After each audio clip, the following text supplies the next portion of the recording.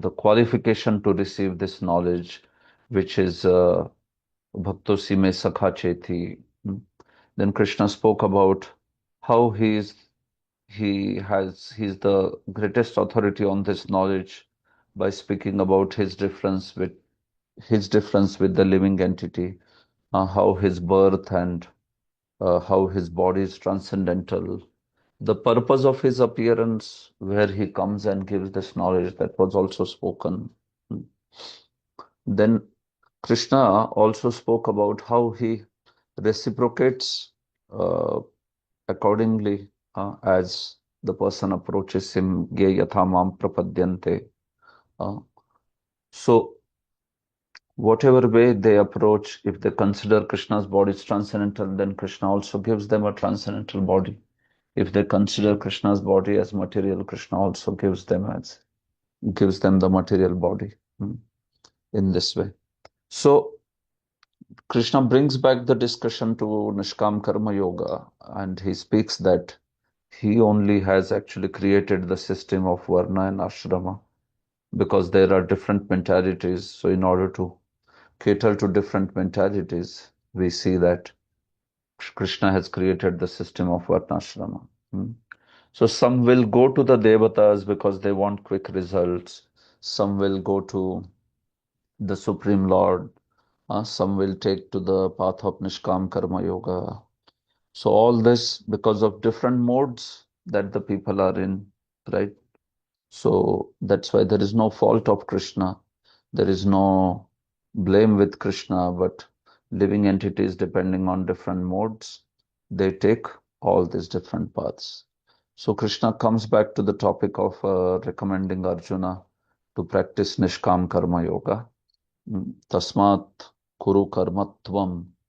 He says that you also, just as Purvataram Kritam, the past authorities, how they have worked, like Janaka and all. So you also please act in that manner. Krishna says. So now you can see action of a Nishkam Karma Yogi is spoken in the next set of verses from 16 to 24. How a Nishkam Karma Yogi actually achieves the same goal as a Jnani. That aspect has been particularly spoken over here. So we can see this now. किम कर्म किम कर्मेति कवयोप्यत्र मोहिताः तत्ते कर्म प्रवक्ष्यामि यज्ञात्वा मोक्षसे शुभात्. Okay.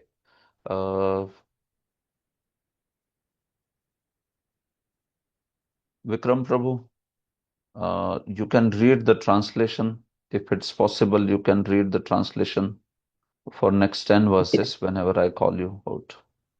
Okay, Prabhuji. Yeah. Okay, Prabhuji. Yes, please Even the read. intelligent, even the intelligent are bewildered in determining what is action and what is inaction. Now I shall explain to you Just a minute. what is action. I'll just increase the font little bit because yes, Prabhu. Even the intelligent are bewildered in determining what is action and what is inaction. Now I shall explain to you what action is, knowing which you shall be liberated from all misfortune. Yes, thank you. So Krishna is saying to Arjuna, so you can see that these aspects of karma, akarma, these are very, very important. Uh, Kim karma, kim akarma, iti kavayopyatra mohita. Even the kavis, even the greatly intelligent people, they don't understand what is karma, what is akarma. Why is Krishna saying this to Arjuna? Because even Arjuna is bewildered, right, about karma and akarma. He thinks jnana, uh, which is giving up all karma, akarma, literally, uh, where you don't perform anything, karma sannyas. So he thinks that that's the right course of action. While karma, which is nishkam karma, he thinks that that is not the right course of action. So Krishna is recognizing that aspect, that what is karma, what is akarma. Even the greatly intelligent people, and they also get bewildered. So, Tatte karma pravakshami. So I will speak to you about that karma, all these aspects. Yajñatva mokshase shubhat, by which you will become freed from this inauspiciousness in your life of rejecting to fight, of not fighting, and becoming so much grief-stricken. Uh, this is Ashubha. So understand this, what is karma, what is akarma, and what is right thing. Uh, this way. Prabhupada, to act in Krishna consciousness, one has to follow the leadership of authorized persons who are in a line of disciplic succession, as explained in the beginning of the chapter. So Prabhupada says the best way to understand what is karma, akarma, vikarma, all that, it's by understanding from the authorities. Like in this chapter also, beginning itself, Krishna is quoting the parampara. So if we get the knowledge in parampara system, then we will not be bewildered this way. So this is the point. One has to follow in the footsteps of previous authorities this way. Then we will not be bewildered. Otherwise, even very intelligent people, they don't understand karma, vikarma. How to act in this world, right? That's always considered to be a very delicate subject matter. Even in philosophy, they have one department called as ethics. When you talk about philosophy in general, they talk about, four aspects in philosophy. There is epistemology, which means how do you understand something? Epistemology, the knowledge about the knowledge. Pramana Shastra, by how do you understand? What is your process to understand? Is it Shabda? Is it Anuman? Is it Pratyaksha? Uh, all so many more pramanas. Is it Aitihya? Is it Arsha? Is it uh, Arthapatti? What exactly it is? So that's called epistemology. Then there is logic. Uh, in philosophical discussion should be logical, no? It should not be illogical. It should have some logic. So those logic aspects are studied in philosophy. Then there is metaphysics. Hmm.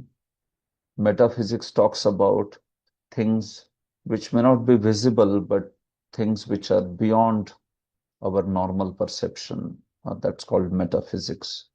Meaning things about soul, super soul, the creation, the purpose. Philosophy should discuss that. And the final, it also talks about the ethics, uh, how one should act in this world. What is good, what is bad, what should be done, what should not be done.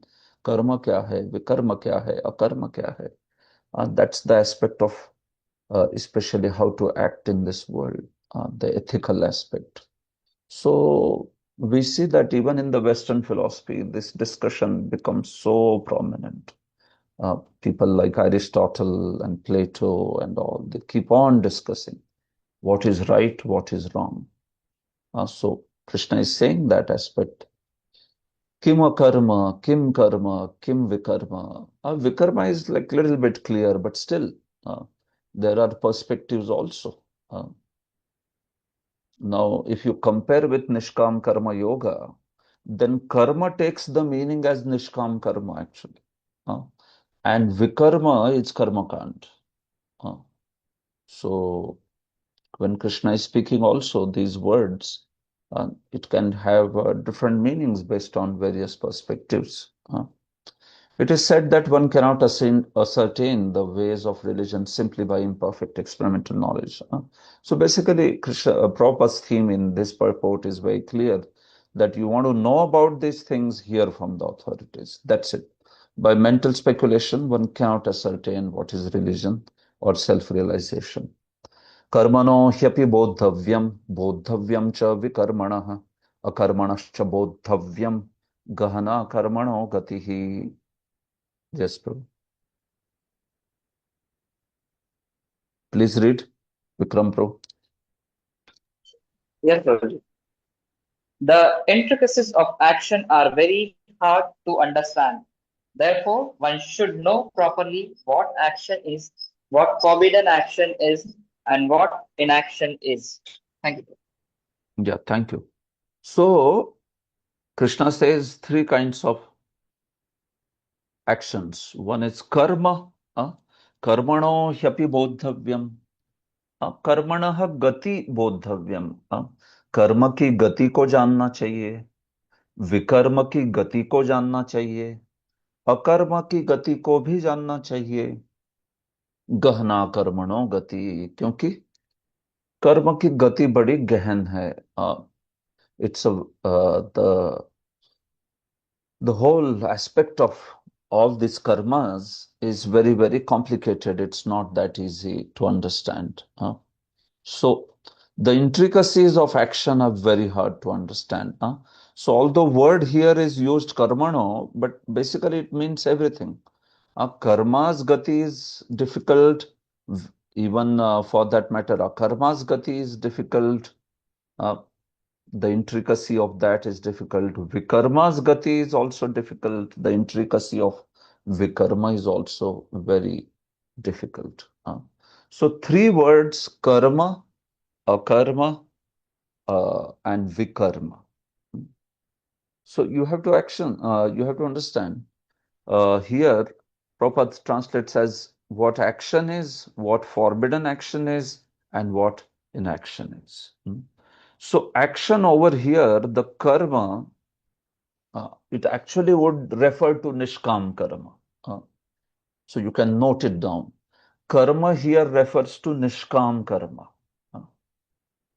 Vikarma here refers to forbidden action, which is sinful action, or it can also refer to kamya karma, which means the action on the level of karma kant. That's vikarma. Vikarma can mean purely sinful action, purely, not purely, impurely sinful action. It can mean out and out sinful action, that is vikarma. But in this context, Vishwanath Chakravarti says that vikarma can also mean even the karma kand, kamya karma, or Baldev Vidyabhushan says, I think. This is Baldev Vidyabhushan. So you can say karma here certainly refers to nishkam karma. Vikarma refers to either acting on karmakand level with the attachment for fruits, or straight away not even acting on karmakand level, being outrightly sinful. That's vikarma. And finally, akarma. Akarma refers to acting on the level of what? Acting on the level of devotional service, or acting on the level of jnana, jnana yoga at that particular level. That would be considered as akarma, like that. So, as I said, these words may be taken in different meanings also. Sometimes vikarma can mean the sinful actions, karma may mean the Vedic prescribed actions. But what does that mean, Vedic prescribed action? Does it mean karma kand or nishkam karma yoga? And that question may be there. So, then one of the opinion is also like this, that karma is basically karma kand, prescribed work, while akarma can mean nishkam karma yoga, it can mean jnana yoga, it can mean bhakti yoga, it can mean ashtanga yoga, wherever all these transcendental paths are there. So that's also one meaning. So don't get bewildered by karma, gana, karmano, gati. Primary meaning of this text is karma here means nishkam karma. Vikarma here means sinful work.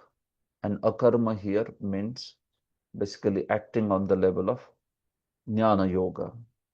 Acting in the sense, basically practicing a path, transcendental path like jnana yoga or bhakti yoga also, for that matter, this way. So all these aspects of karma, they should be understood very properly. Gahana karmano gati. Also, although it's not very easy to understand the aspects of the karma. If one is serious about liberation from material bondage, one has to understand the distinctions between action, inaction, and unauthorized action. So action is karma, inaction is akarma, and unauthorized action is vikarma. This way. So if one understands it properly, then one will be able to act also properly, right? And if one acts properly, then one will not be falling into the bondage. This is the problem. Hmm. If one falls in the bondage, if one becomes uh, bound by the karma bandhana, then that's considered to be the defeat. Parabhavastavata bhodachat. Uh, so that is considered to be a defeat. Uh, so Krishna is telling that's why Gahana karmano gati, the intricacy of karma is very, very difficult to understand. But still, O Arjuna, you should understand what does karma mean, what does vikarma mean, what does akarma mean in this way. So you can see now, yeah. कर्मण्य कर्म यः पश्येद अकर्मणि च कर्म यः स बुद्धिमान मनुष्येषु स युक्तः कृत्स्न कर्म कृत्. Yes, Prabhu. One who sees inaction in action and action in inaction is intelligent among men. He is in the transcendental position, although engaged in all sorts of activities. Hmm. So Krishna speaks in a very enigmatic manner. You can see karmani akarmaha yah pashyed. One who sees within karma the akarma. Akarmani cha karma yah. And he sees karma in akarma. So you can see now here Krishna is speaking in very interesting manner. Hmm, just a minute.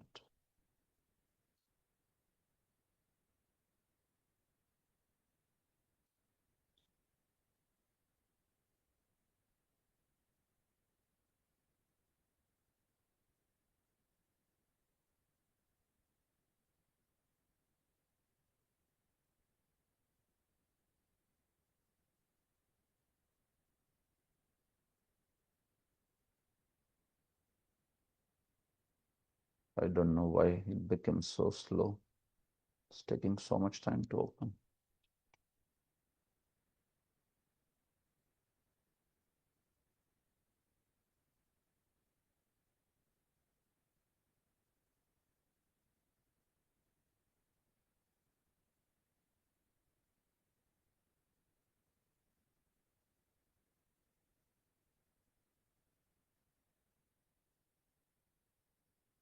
So,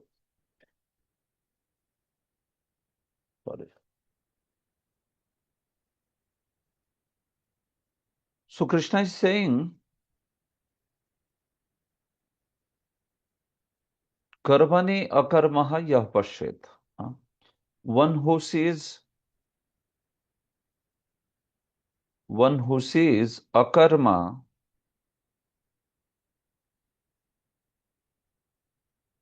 in karma. And then he says, also one who sees karma in akarma.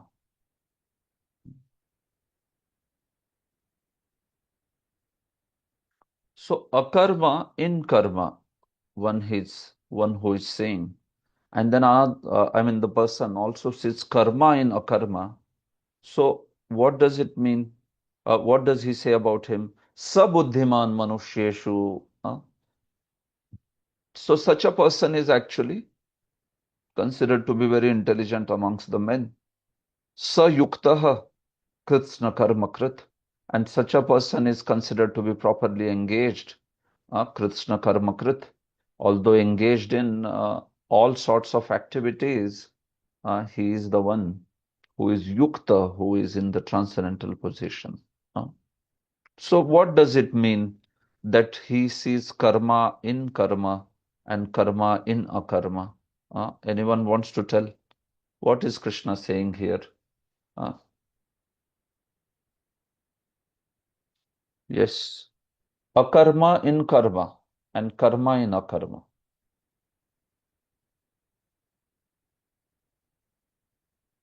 What's the meaning of akarma? What's the meaning of karma here? Yes, Shri Badambaj Prabhu. Prabhuji, Hare Krishna. See, Yeah. with my limited knowledge, Prabhuji, I can understand that karma here, it is spoken about Nishkam Karma Yoga. That Okay. is, so one who is without attached to the result and is performing, it is as good as it is akarma. He What is not would that akarma mean then? he will not have any reaction. He doesn't carry any, I mean, he will Okay. not have any bad results because of that. Yes. No karma phala. Hmm? No karma phala. Exactly. Yes. Yeah. All right. Okay. So this is what you are saying. Akarma in karma is. All right. What about karma in akarma?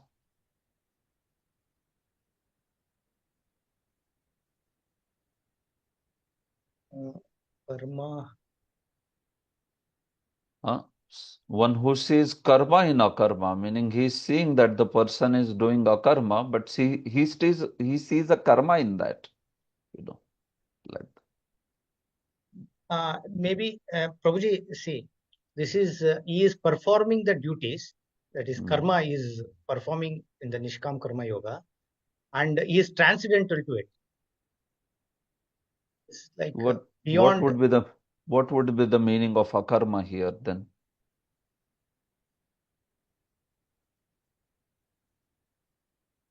All right, all right. Let me explain. Okay.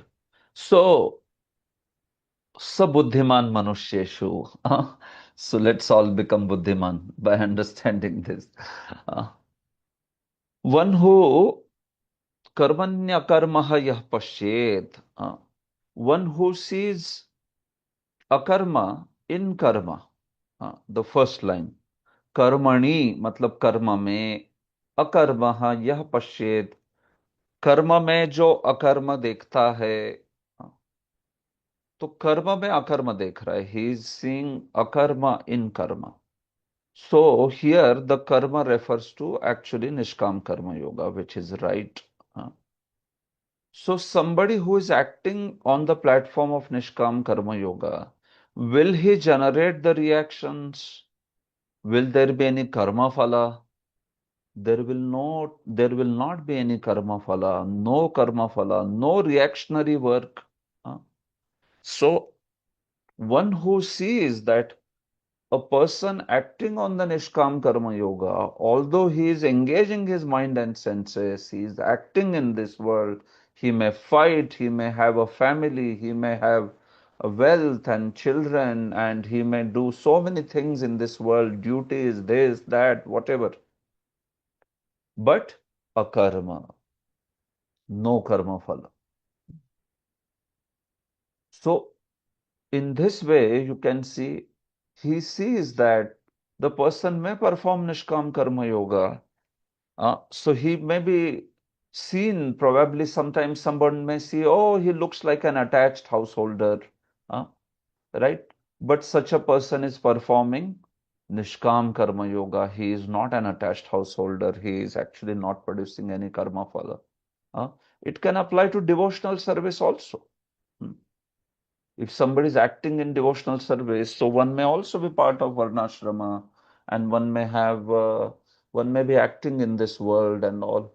So someone who doesn't understand may say, "Oh, this person, he's acting in this world in varnashrama and all. So he's producing reaction. This is not a path of karma sannyas that he's following." Hmm. So that's why to think like that, that is actually ignorance. On the path of devotional service also, uh, we will not produce any reactions to the degree we are free from attachment to the fruits, right?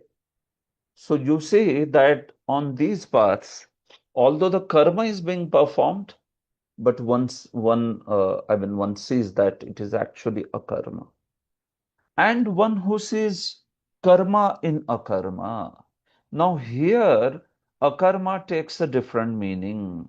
Here it takes the meaning as nishkriyata.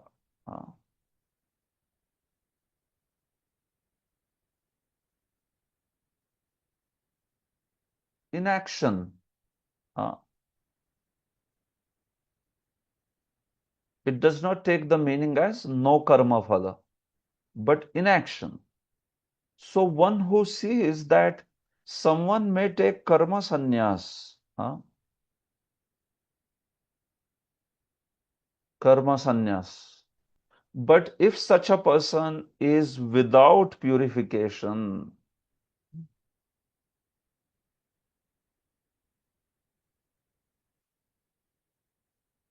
then such a person will produce karma or not. If one has taken a path of inaction, karma sannyas, but one is not purified enough. One is still attached to sense enjoyment and all such aspects. So such person's path of renunciation also, although one may be on the path of renunciation, Sri Padambuj Prabhu, will he produce a reaction or not? Yes, Such, Prabhuji, is because he is immaturely taking up the karma sannyas. yeah. So karma phala will be there or not? Yes, Prabhuji, karma phala he has to undergo. Correct. So you can see here the karma means karma phala. Here akarma means no karma phala. And here the path is Nishkam Karma Yoga or devotional service. While akarma here means inaction straight away, karma sannyas actually. So you take path of karma sannyas if it is without purification. If somebody is really on that level, one who is with purification, then the meaning will be different. Then this akarma will become what?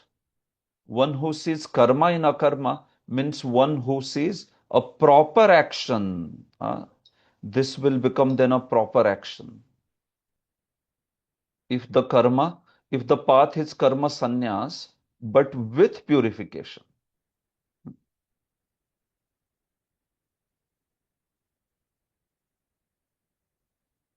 You understand? So, akarma, one who sees akarma in karma, meaning one who sees no karma phala in the path of bhakti or in the path of nishkam karma yoga. And one who sees a great reaction, karma phala, in the path of inaction where one has taken to karma sannyas without purification. Or one who sees that it's a proper action if one has taken to karma sannyas with purification. In that case, such a person is considered to be intelligent, like that. Of course, even for this, taking path of karma sannyas with purification, obviously one has to have the blessings of the authorities, superiors. Like Krishna here was not ready for Arjuna, even though Arjuna wanted to take karma sannyas, but Krishna didn't want it. So if Krishna doesn't want it, then to take that path will be straight away, it will be aparadh, it will be disobeying the order of Krishna, who is acting here as Guru, right? So that will not be proper. But if we take a general case, and if we are understanding this verse, so somebody who understands, somebody who sees karma in akarma and akarma in karma, so in that case, we see that this akarma can mean nishkriyata, which in that case, then it will produce karma phala if it is without purification. And if one takes to the path of this karma sannyas with purification, Then Baladev Vidyabhushan says, yes, it can be considered to be a proper action. Karma can mean there that, yes, that's a right path, and that's fine this way. So, Sabuddhiman Manusheshu, Sayuktaha Krishna Karmakrit. So then such a person, he is basically, although engaged in all sorts of work, he remains yuktaha, he remains connected, he remains transcendental. So especially Krishna is speaking from the angle of Nishkam Karma Yoga over here. That if you are engaged in Nishkam Karma Yoga, Arjuna, remain assured that it's a path of akarma. And akarmani cha karmayaha. And if you remained, and if instead of that you give up the action and take up some karma sannyas or like that, that will produce bondage because of not following the path with proper understanding, and also because of being not devoid of the purification that is there. So this is why it's very, very important that one acts on the platform of Krishna is saying on Nishkam Karma Yoga rather than accepting the path of karma sannyas, and especially without purification.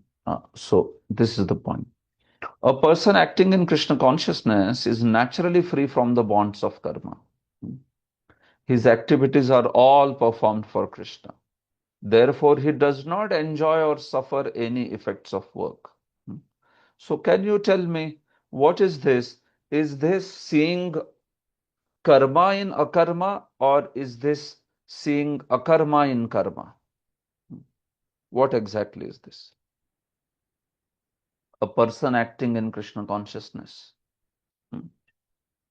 His activities are all performed for Krishna, therefore he does not enjoy or suffer the effects of work. So he This is sees, what, yeah. yeah, Hare Krishna Nitin Prabhuji, Dandavat Pranam. Prabhu, Dandavat Yeah. Pranam, yes. So This is Prabhuji, what, yeah, akarma and karma. So basically, so we are doing all the karma, but we are doing it with a very clear, keeping Krishna in the center, and we don't get any reactions. So it's absolutely akarma and karma. yeah. So this is akarma in karma, the first line, right? That's right. Karmani akarma ya pashyad. That's right. This way. But now you see, if somebody is doing like this one now, the impersonalist ceases fruitive activities out of fear, so that the resultant action may not be a stumbling path on the path of self-realization. Now, what will this be now? If we see there is a cessation of all fruitive activities out of fear, because one does not want a resultant action. But then, if one is not qualified on that path, one will still produce the reaction. So then, Sri Padambosh Prabhu, this is what? Is this seeing akarma in karma or karma in akarma? This is karma and akarma without purification, Prabhuji. As Yeah. you mentioned in Yes, your yes, yes, classification. yes. Exactly. So this is karma in akarma. One is ceasing all the activities out of fear, fear of the bondage. But if still the resultant action, it will come if the person is not purified, if the person is caught up into still his attachments and all that, this way.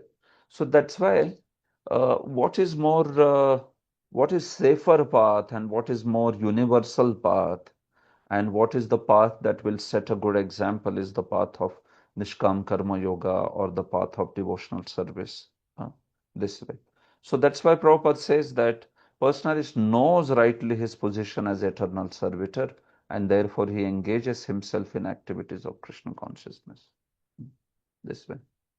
So although being engaged in all sort of activities, karma, but they will still be acting on the platform of akarma. So the point is, we recommend akarma very much. Bhakti is considered to be akarma. But then point is what? This akarma should mean that there is no reaction. This is what it should mean.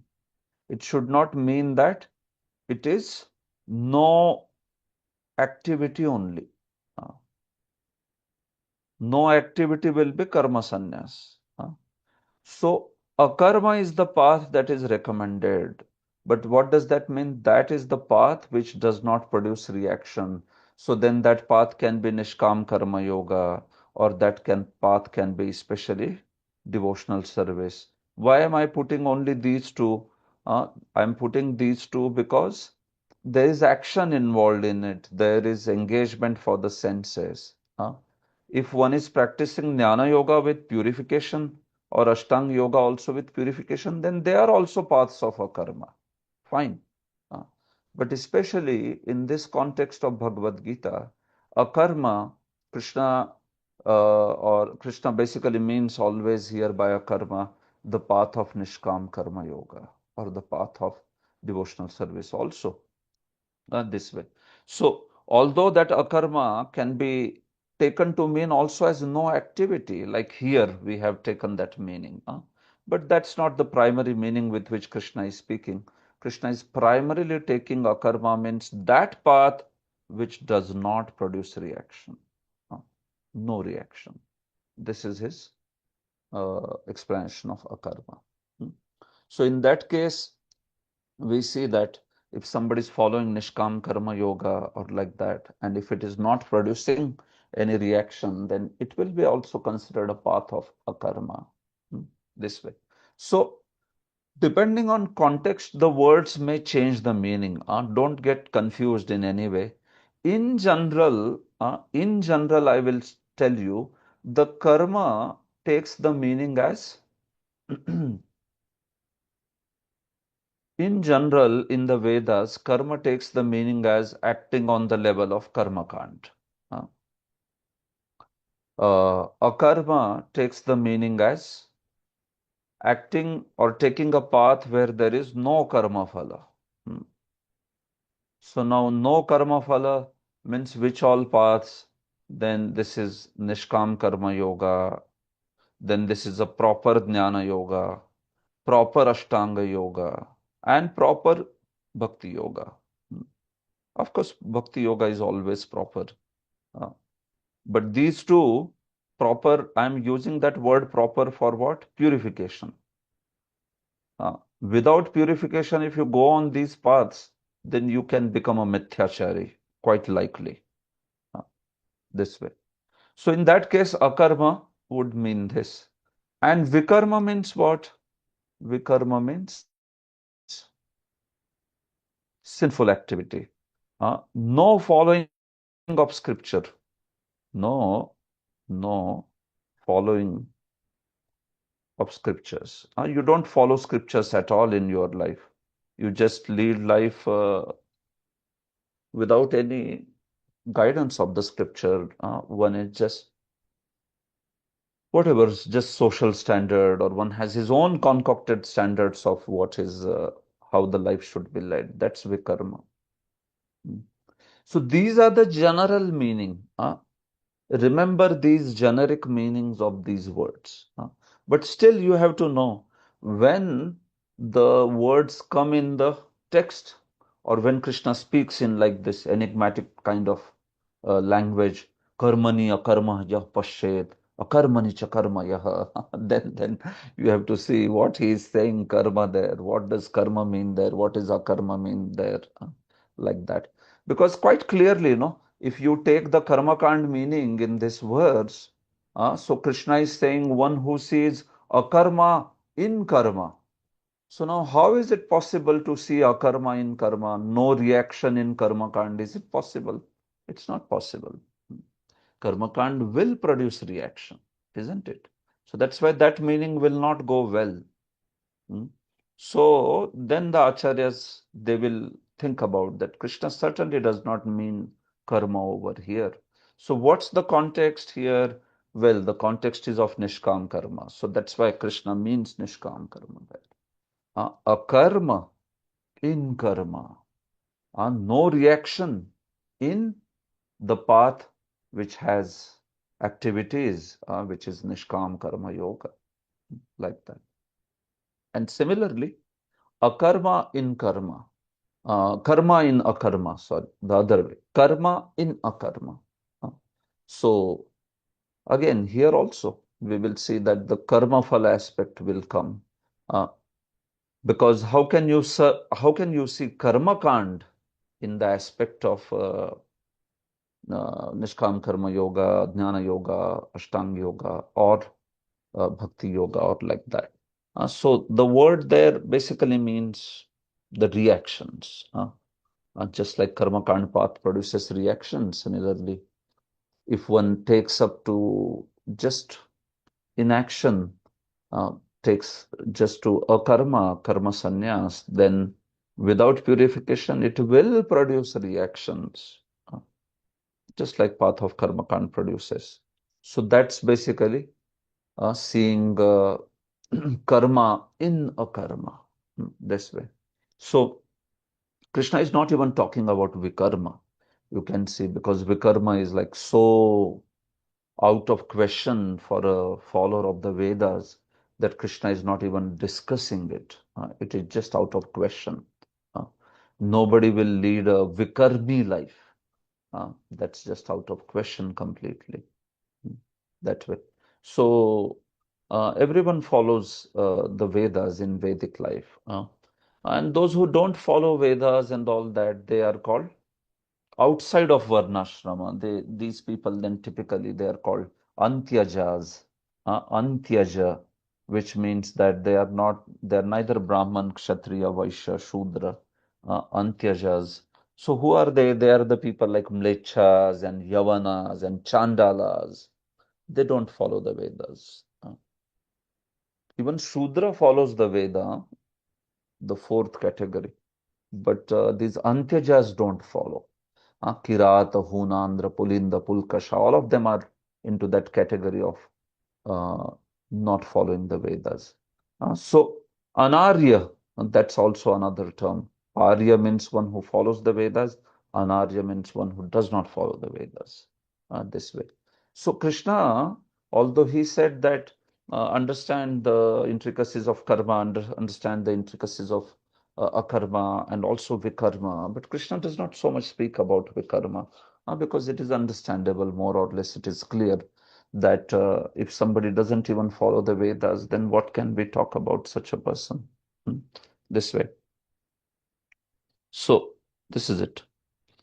A person acting in Krishna consciousness is naturally free from the bonds of karma.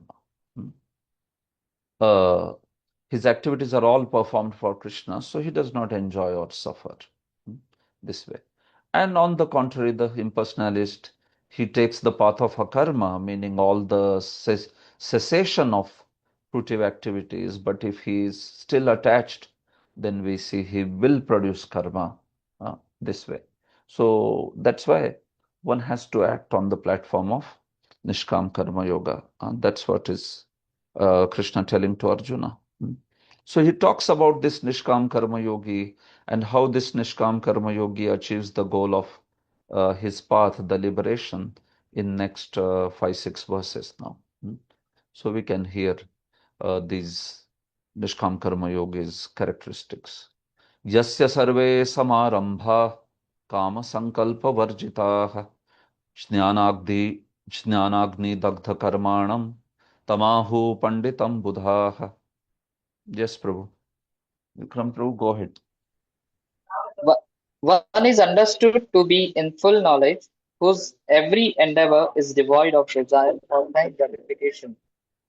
He is said by sages to be a worker for whom the reaction of works have been burned by the fire of perfect knowledge. Yeah, thank you. So, yasya sarve samarambha kama sankalpa varjita.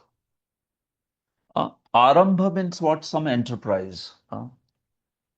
So, any enterprise that a person takes, they are kama sankalpa varjita. They are free from the desire of enjoyment for one's own sake. काम के संकल्प से वर्जित होते हैं उसके आरंभ, उसके enterprises, any initiatives, enterprises that he takes in his life, they're devoid of the desire for sense enjoyment. therefore pure purpose of doing one's duty as an offering to the Supreme, if he is a Nishkam Karma Yogi. And therefore pleasure of the devotees, pleasure of Krishna, pleasure of Guru, if he is a devotee. So both these categories, Bhakti Yogi and Nishkam Karma Yogi, they're all enterprises in life. They are not for their own sense enjoyment. Nishkam Karma Yogi also remains detached from those fruits of action. Uh, his goal in performing any action is, yes, I am Brahmana, I should do it, this is my duty. And if I do my duty without attachment, I will attain moksha. This is his inspiration. He is a mumukshu. Mumukshu. He is the desirer of moksha. So let me not get entangled in the material world. Let me attain the moksha. Thinking like that, he performs all his activities with great enthusiasm. This way. So for such a person, Jnanagni Dagdha Karmanam Tamahu Panditam Buddha. So such a person, he is called by the wise people as somebody who is burning away all karma with the fire of the transcendental knowledge. See, it's all about the aspect of what burns the sinful reaction is that transcendental knowledge and being able to keep the consciousness on that transcendental knowledge. So after some time, what happens with Nishkam Karma Yogi also, that he develops that transcendental knowledge that I am not the body, I am spirit soul. And he stays on that platform of always remembering this fact that I am not the body, I am the spirit soul. And with that understanding, he acts. So then that transcendental knowledge burns away all the sinful reactions. Otherwise, he may be also doing activities exactly like a karmi, like a karmakandi is doing. A karmakandi may be doing Krishi Goraksha Vanijam. He may be doing some sacrifices if he's a Brahmana, if he is doing some Kshatriya duties, if he's a Kshatriya, but follows the karmakandi philosophy. So the same duties a Nishkam Karma Yogi may also do. But the point is, because he develops this Jnanagni, this transcendental knowledge, so then we see that it burns away all the sinful reactions. So literally speaking, the sinful reactions come because of the attachment to the fruit. If you get away from the attachment, ma phaleshu kadachana, Krishna says, so then such person will not get the reactions also. Like that. It's like that, very clear. So whether you offer those fruits of the action to the transcendental Lord, like the bhakta does, or one offers it to the Supreme, saying Brahmarpanam, I offer this to transcendental Brahman. That's it. Whatever way it is, but we see that such a person becomes free from the karma, aspect of karma. So, although it is not that easy on the path of Nishkam Karma Yoga or like that to give up that attachment, because one has to have also a higher taste. So that's why Krishna will not recommend Arjuna. Later, after some time, Krishna will say, even better than Nishkam Karma Yoga is Bhakti Yoga, because yes, here there is a great higher taste that comes because of serving Krishna, chanting his holy names. So that's the topic that's coming up. But here, strictly at this point of the verse, I am also sharing with you what's the understanding that Krishna is speaking over here. Like that. So this is the thing. Prabhupada always keeps the track on Krishna consciousness. He takes all these verses to mean Krishna consciousness only, because we have already discussed that aspect, that these verses do correspond to Bhakti Yoga also.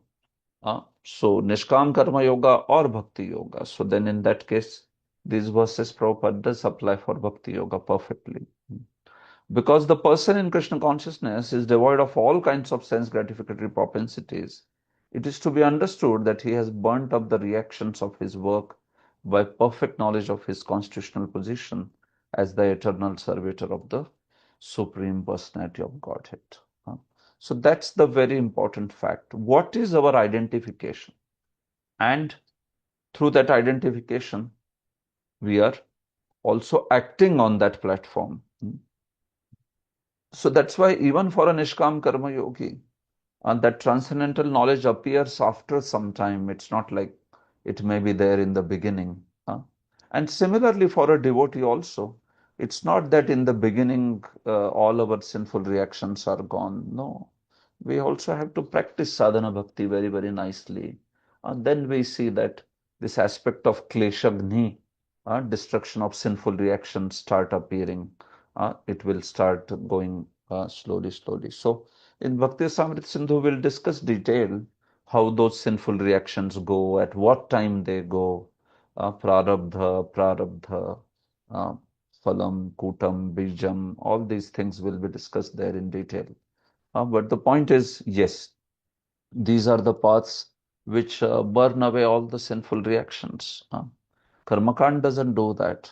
Uh, but the path of Nishkam Karma Yoga or Bhakti Yoga, these paths do this aspect. Tyaktva karma phala sangam nityatrapto nirashrayah karmanyabhipravrittopi naiva kinchit karoti saha.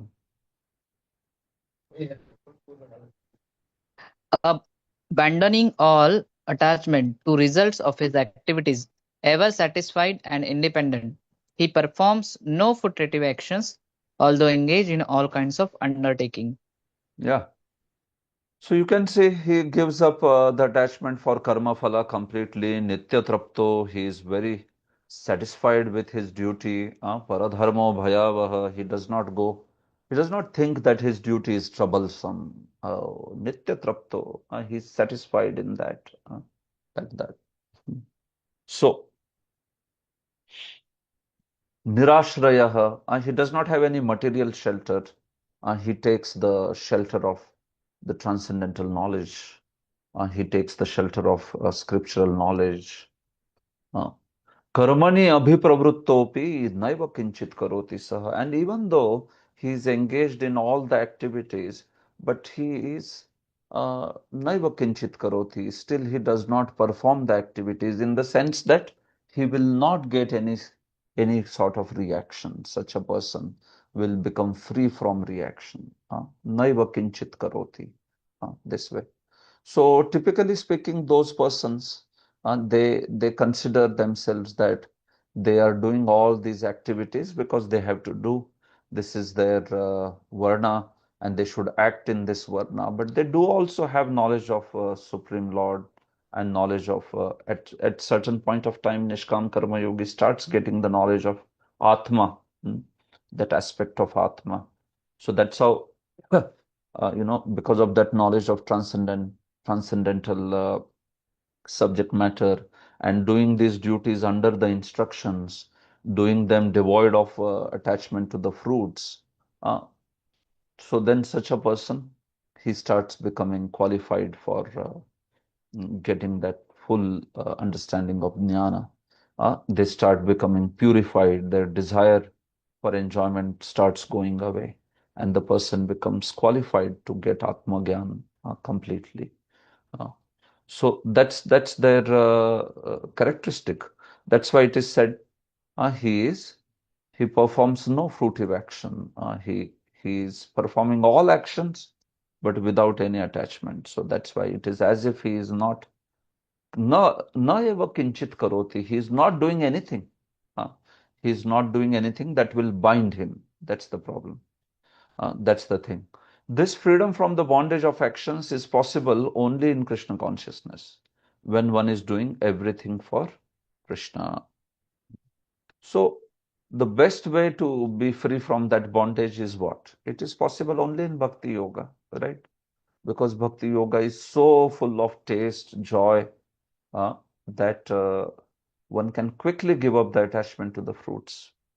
On path of Nishkam Karma Yoga also sometimes it is not that easy to give up the uh, because yeah, as I said, the positive aspect of Krishna Bhakti, chanting of the holy names, association of devotees, very wonderful engagements in Krishna's service. They are not available for Nishkam Karma Yoga. Uh, he remains, uh, occupied primarily in his Varnashrama. No? So that's why sometimes for such a person it may become difficult to give up the fruits. But for Krishna conscious person, very quickly one becomes detached. Mm. And one learns performing everything for Krishna's pleasure. Uh, Of course, even on path of bhakti, it is not that easy also.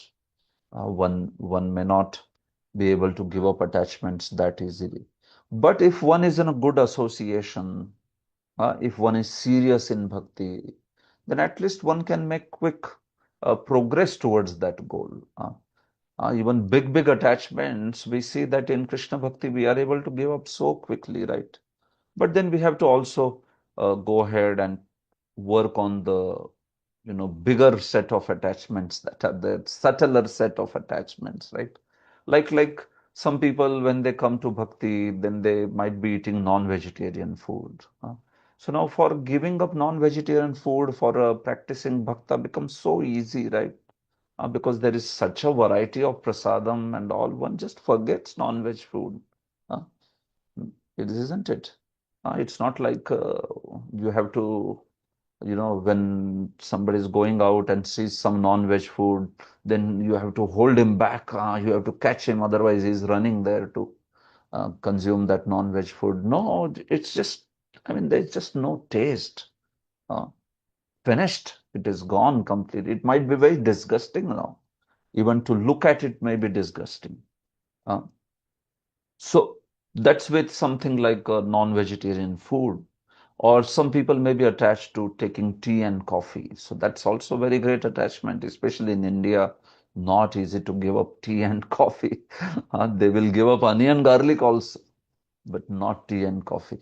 But then, yes, in bhakti, if you continue, then eventually we see that very quickly devotees are able to give up tea and coffee also. Then they wear kantimala, then they chant, increase their rounds also, 16 rounds, and then they want initiation. So very nice progress that way.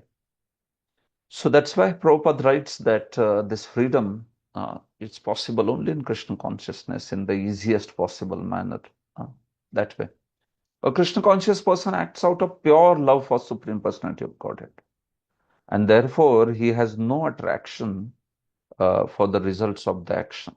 Hmm.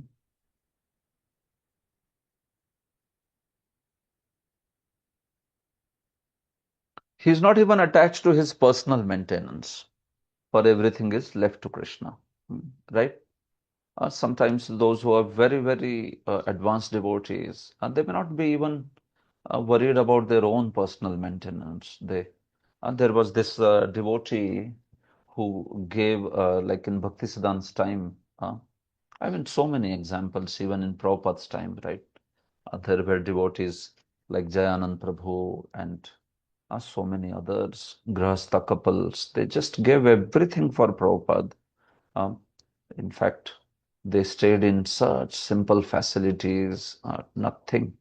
Uh, and what to speak of this very special devotee in Bhaktisiddhan's life, where he donated his entire life's earning for his Guru Maharaj and the project of Guru Maharaj. And when the temple was built, he was staying in one small room in that temple and practically behaved like he is being offered some shelter there by Guru. He would say also that, my dear Guru Maharaj, that thank you so much for allowing me some shelter in this house of yours. Although he only gave the entire properties money he had given, but you can see that was his consciousness, that he thought my Guru is maintaining me. So it's a very exalted kind of attitude, the very advanced devotee. this way. So point is, at one point of time, we also want to come to that level where whatever we do, we have this consciousness that actually it belongs to Krishna, it belongs to Guru. It's just that I have been given the opportunity to engage it in Krishna's service. So because it is in my custody, so I'll take a good care of it. But it is meant for Krishna's service as much as possible, uh, like that, in this way. So such a person will never ever develop any reaction, no karma phala. Nirashiryata chittatma त्यक्त सर्व परिग्रह शारीरम केवलम कर्म कुर्वन्नाप्नोति किल्बिषम. Yes, Prabhu. Yes, Vikram Prabhu, go ahead. You have to read till text 25. Okay. Such a man of understanding acts with mind and intelligence, perfectly control, gives up all sense proprietorship over his possessions, and acts only for the bare necessities of life. Thus, working he is not affected by sinful reactions. Thank you, Prabhuji. Yeah. So for all the characteristics of such a person, nirashi yata chittatma, he is free from the desires for sense enjoyment, and he is constantly, he's constantly working over control of his mind and senses. Tyakta sarva parigraha, he does not run behind accumulating things for one's sense enjoyment. Shariram kevalam karma kurvan apnoti kilvisham, and he performs activities only for bare necessities of life. Shariram karma literally means that much karma, that much activity which is needed to keep body and soul together. Uh, so what does it mean is that such a person may actually become quite detached from accumulation of too many resources in this world.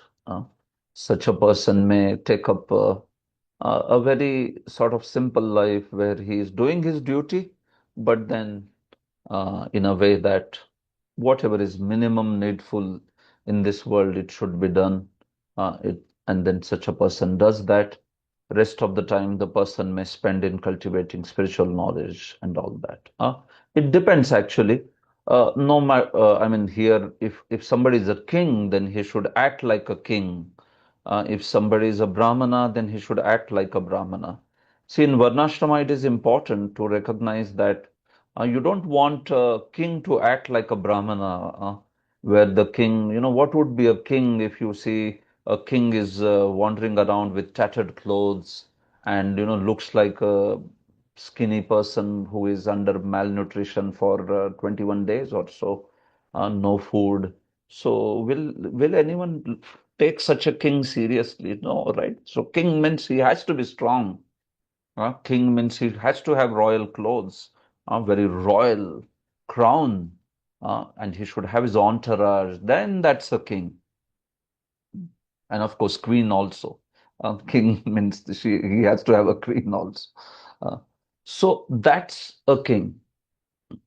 So that's why, doing duty in this world, the need of one particular person may be different than another. Sometimes one may just want to keep everybody in the same blanket rule. Uh, this is what is transcendental means. You live very simply, you live with minimum resources. No, it depends on what is the expectation from that person. Uh, if the expectation is that you should do this and this service, where you need to be with a certain level of resources, then you do it. Then you should have it.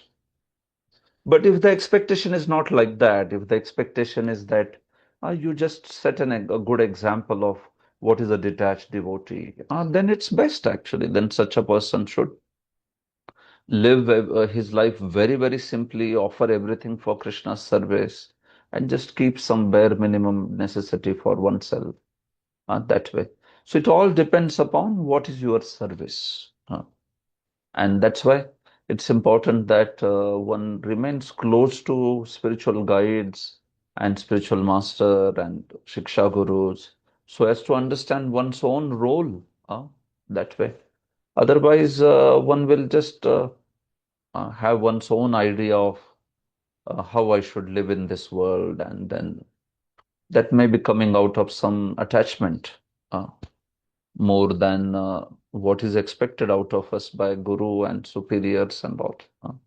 So as we go ahead in spiritual life, no, the involvement of a spiritual master, if not spiritual master, then at least the spiritual superiors, Shiksha Guru and counselor, and so there should be a good involvement of them in our life. If we remain independent island and then just go on Sundays or like that to just say hi to devotees, that's good for initial people. But then you also have to take up commitment, become more serious. Krishna will see how much serious we are in allowing the entry of his devotees in our life. Krishna will see that also, and accordingly he will bless us this way. So the point is that yes, these devotees, I mean, this Krishna conscious person or a Nishkam Karma Yogi, these people are beyond karma phala, that particular aspect. Prabhupada speaks about a devotee especially. A Krishna conscious person is always dovetailed with the supreme desire. He dovetails. Prabhupada says he moves exactly like part of a machine. It is interesting that a devotee is being compared to a part of a machine, right? Uh, So as a machine part requires oiling and cleaning for maintenance, so Krishna conscious person maintains himself by his work just to remain fit for action in transcendental loving service of the Lord. Like an animal, he has no proprietorship even over his own body. A cruel proprietor of an animal sometimes kills the animal in his possession, yet the animal does not protest. So Prabhupada is speaking quite a high level of surrender here. Practically, a devotee is like sold out animal to his spiritual master, to the Supreme Lord. So we may have still a lot of independent mentality in ourselves, but yeah, as we progress in bhakti, we become more and more moldable, flexible in the hands of the devotees in this way. So Prabhupada is comparing to a machine part because the machine part acts in the service of the machine, isn't it? We may be a small part, but we play our part. So we keep ourselves fit, we keep ourselves healthy so that we can engage in Krishna's service as the devotees want us to engage this way. So that's the aspect of bhakti that Prabhupada is pointing out. Yadrachalabha santushto dvandvatito vimatsarah sama siddhava siddhau cha kritva pina nibadhyate. Yes, Prabhu.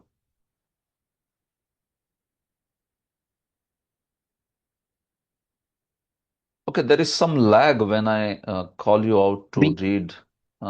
Is we it we because who is of satisfied. uh, maybe internet, I think. Yes, Prabhuji. We he who is satisfied with gain which comes of its own accord, who is free from duality and does not envy, who is steady in both success and failure, is never entangled, although performing actions. Yadracha labha santushto, he is happy with whatever is achieved. He is beyond the dvandva dualities, this is good, this is bad. And he remains happy or he remains he has that equanimity of the mind, equanimous in whether he achieves success or failure. So then such a person does not get bound. So these are the characteristics that will come in many places. Even in Sthita Prajna, you read these characteristics They were there, right? So the same characteristics are being spoken here also. A Krishna conscious person does not make much endeavor to even to maintain his body. He is satisfied with gains which are obtained of their own accord. So whatever is by honest labor, we are happy with that. A devotee may not want to make a very big money by taking to some unscrupulous means. By honest living, if you can make great money, very nice. But even if you can't, it's fine. Uh, we keep the honest means in our life. We don't want to just accumulate huge wealth, but taking some dishonest means or like that. No. Because yadricha lava santushto, one is happy with whatever God has given uh, with that, like that. Hmm. He does not accept engagement in anyone's service if it might hamper his own service in Krishna consciousness. Uh, the point is, if some sort of service or association is hampering his bhakti, then he does not want to take up that. Uh, if there were opportunities to earn huge wealth, but you don't have association of devotees, and if there is an opportunity where you have very good association, but there is not so much wealth, it is basically less than that prior opportunity. Which one will you take? Will you take the one where the association is there, but not so much lucrative, but the other one is very lucrative, but there is no association. So this is how. So one should put the association over the aspect of just yeah, huge resources or luxury or like that. Uh, because even if somebody is in great luxury or monetary position, no, finally the happiness comes from within. Hmm. And for that, our mind, our heart should be satisfied. If that is not satisfied, then even if one may be millionaire, billionaire, but still one may not be satisfied. Why? Because one does not have the satisfaction of the heart. Hmm. In fact, even the psychologists and these people also agree, relationship experts, that the real satisfaction in life comes through healthy relationships. Relationships are very, very important in this world. Hmm. Even the materialistic people understand this aspect. Hmm. It's not just things that will satisfy us. It's the relationships, right? Because even things, for whom does person want to get the things for? One wants to bring the things for pleasing some beloved person, right? Whatever, one's wife or husband or mother or father, brother, sister, or whatever. Uh, so finally, it is relationship. And if you have wholesome relationships, nourishing relationships, you can see that you will be a happy man in life that way. But if one does not have relationships, even though one may have the wealth of the whole world, but then one will still be very dissatisfied this way. So that's why uh, we have to have very good, solid relationships with devotees, uh, friendship with devotees, and then we see that we will actually be very much nourished in bhakti this way. So all these dualities of the world, they will not influence such a person if this person he is satisfied with Krishna consciousness, satisfied within the heart. uh, So then for such a person, he becomes completely freed from all the reactions and he becomes qualified for moksha. That aspect is said. Gata sangasya muktasya jnanavasthita chetasah yajnaya charatah karma samagram pravidiyate. The work of a man who is unattached to the modes of material nature, and who is fully situated in transcendental knowledge, merges entirely into transcendence. Yeah. So for such a person, gata sanga, no attachment, he is a mukta. He is become now a liberated soul, jnana-avasthita chetasaha, he becomes completely situated. His mind is completely at the level of transcendental knowledge. So even if he is performing any karma, samagram praviliyate, that karma becomes completely merges into transcendence. Whatever he does becomes a sacrifice now, such a person. Because he's completely on that level that I am doing this only for the pleasure of the Supreme. I'm not doing it for my own sense enjoyment. So one understands I'm not the body, I'm the spirit soul, and on that level one is acting as a duty. He performs that activity without any attachment. Gata Sangha. So that's a devotee, right?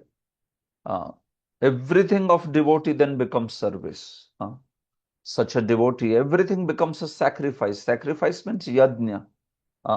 Then such a devotee, he may be working in the world, that is also yajna.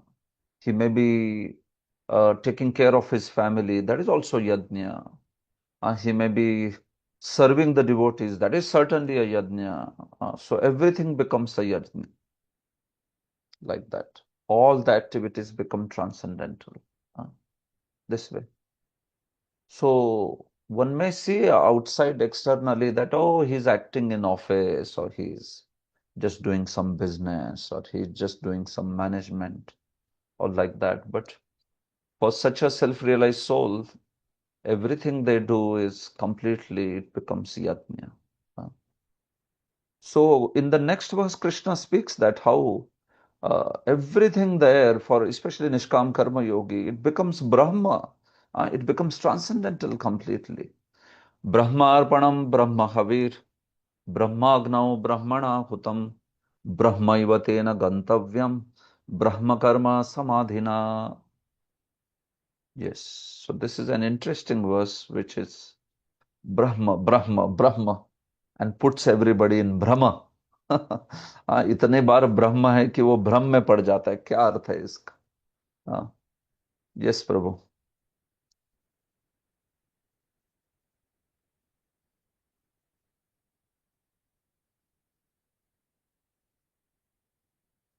Nitin Prabhu, you can read this translation. Okay, Prabhuji. Yeah, Hare Krishna, Prabhuji. Hare Krishna. Dandot Pranam. A person Okay. who is fully absorbed in Krishna consciousness is sure to attain the spiritual kingdom because of his full contribution of spiritual activities in which the consummation is obsolete, and that which is offered is of the same spiritual nature. Sorry, Thank you. No, thank you so much. So now from text 25, Nitin Prabhu can read. Thank you, Prabhu, for reading all these verses. So interesting now, for such a self-realized person who is a mukta now, one who has developed full understanding of spiritual life, that he is not body, he is spirit, soul. So what happens for such a person? It is mentioned here. Brahmarpanam, Brahmahavir. So these are all elements of a sacrifice, yajna. Arpanam means what? Arpanam means, those spoons that you have, the spoons by which you perform a yajna, sruk, suva, and all those ladles, various kinds of ladles by which you can perform a sacrifice. तो वो ब्रह्म बन जाता है. Imagine a Nishkam Karma Yogi who is doing a certain sacrifice. So now Krishna is saying that Sruk Suva or all other kinds of ladles that he is using, everything becomes Brahma. Brahma means what? It becomes transcendental. Everything is, none of it will produce any karma or like that. It's completely transcendent. Brahma Havir. The havi, the ghee, or the grains that you put in the yajna, the ahutis of grains and the ghee, havi especially would mean ghee. So that also becomes Brahma. That is also transcendental. Although they are material substances, but they are turning transcendental. That's the point. See, that Shruksuva, it is made up of what? It is made up of wood. It's a wooden thing. How is it transcendental? How is it spiritual, you may ask? But by the consciousness of the person, what has happened? This whole effort has become completely transcendental. Like Prabhupada would give example of an iron rod. Iron rod, if you heat in fire and it becomes red hot. So red hot iron rod. Now, is it iron rod or is it fire? What it is? Uh, Param Sundari Mataji, Param Sundari Radha Mataji. A red hot iron rod. Will you call it fire or iron rod? Hare Krishna, Prabhuji, Dandavat Pranam. Dandavat Pranam. Red hot iron rod. Prabhu, can you please repeat the question? I'm saying if you take an iron rod and you heat it, so much it is heated that now it turns into a red hot iron rod. So now, Yes, it becomes fire, Prabhu. will you call it fire or will you call it iron rod? It becomes as good as fire, Prabhu. As good as fire. Okay, synonymous with fire. Yes, so that's the concept here. Prabhupada gives very appropriate example. So just as iron rod, when in fire, will turn into actually fire, right? You can't now hold it in hand saying, iron rod only. No, if you hold it in hand, oh, finished. It will rip off, it will melt your hands. Sometimes in all these steel factories and all, terrible accidents happen where those rods may cut a limb of a person or something. Because it is no longer iron rod, it is fire now. It is as good as fire. So just as fire will burn, this iron rod will also burn. So similarly, it is being mentioned that the ladle becomes Brahma, it becomes transcendental, it is spiritual. This whole effort of yajna is spiritual for such a person. This is the point of this verse. Understand, it's not a mysterious verse. Krishna has used Brahma, Brahma, Brahma, Brahma. So sometimes people don't understand the meaning. But you understand the meaning is that for someone who has, with the right consciousness, developed this self-realization, for such a person, anything that he does becomes completely spiritual. So the ghee and the grains that he is putting, that is also Brahma. Brahmagna, the fire is Brahma. That fire is also spiritual. Brahmana Hutam, one who is putting the ahuti, Hutam, Hota, matlab one who puts the ahuti, that person is also completely transcendental. Brahmaiva tena gantavyam. So now you tell me, if such a person who is himself become completely spiritual, his ladle is spiritual, his ghee is spiritual, his entire sacrifice is spiritual, so what destination he will attain? Will he not attain spiritual destination? Entire existence has become completely spiritual. Brahmaiva tena gantavyam. So by such a person, Brahma will only be his destination. So why we are speaking here about Brahma? Why are not we speaking here about Krishna eva tena gantavyam or Krishna loka eva tena gantavyam? कोई बता सकता है यहाँ पे ब्रह्म ब्रह्म क्यों बोला जा रहा है? Why not Krishna?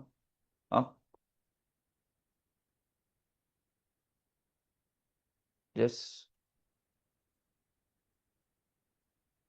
Why is Krishna saying Brahma? It becomes Brahman, it becomes Brahman, it becomes Brahman.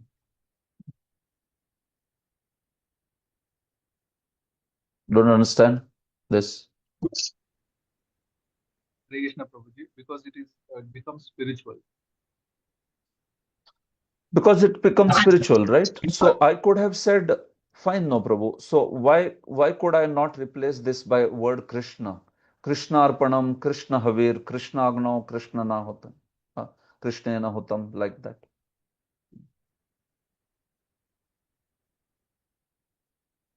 Instead of Brahma, I can use the word Krishna also, no? That everything becomes Krishna conscious. The ladle is also Krishna's energy, and this is also Krishna's energy. Fire is also Krishna's energy. Everything is Krishna's energy. Does not how that happens in Krishna consciousness. But here, instead of saying Krishna, Krishna is saying Brahma.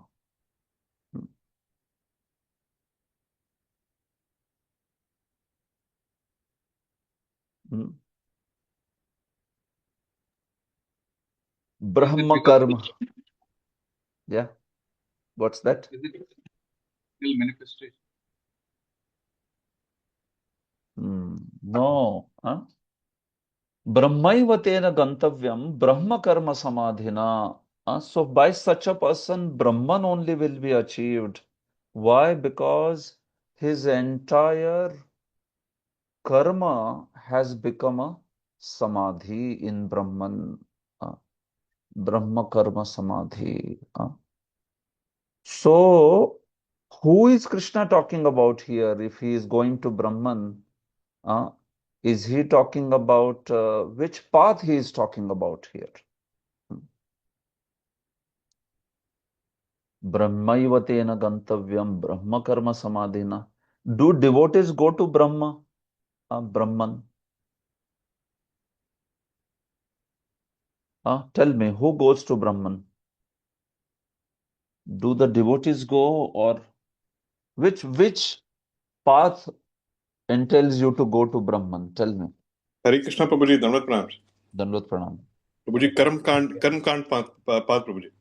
Karma Kand path will take you to Brahman? No, How not is to that? Brahman. Sorry, I heard Brahma. So Brahman, Prabhuji. So Brahman will be Nishkam Karma Yoga. Is that what you want to say? Okay, he's lost his voice. Prabhuji, Gyan Yoga. Sorry, Prabhuji. Okay, Jnana Yoga. See, the word here is Brahma. None of you understand it is as Brahma. It's not Brahma. It is Brahma, which means Brahman, which means that transcendental Brahman, Brahma Jyoti that we call it, right?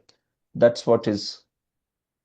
So when Krishna says that for such a person, everything becomes Brahma, means everything becomes transcendental, spiritual, and he will attain finally the Brahman, because his entire work has become actually completely Brahman, completely transcendental. So I am asking, the clue over here is Brahmaiva tena gantavam. Such a person will go to Brahman. So now, based on that, you can understand who is Krishna speaking this about. Who are the people who go to Brahman? Devotees don't go to Brahman. This verse is actually speaking about Nishkam Karma Yoga. You have to remember the context always. Because I'm telling you, Prabhupada writes in terms of Krishna consciousness only. That's how he writes always, this way. But there is also a context to these verses. So you understand that context and then understand Prabhupada's words also. That is fine.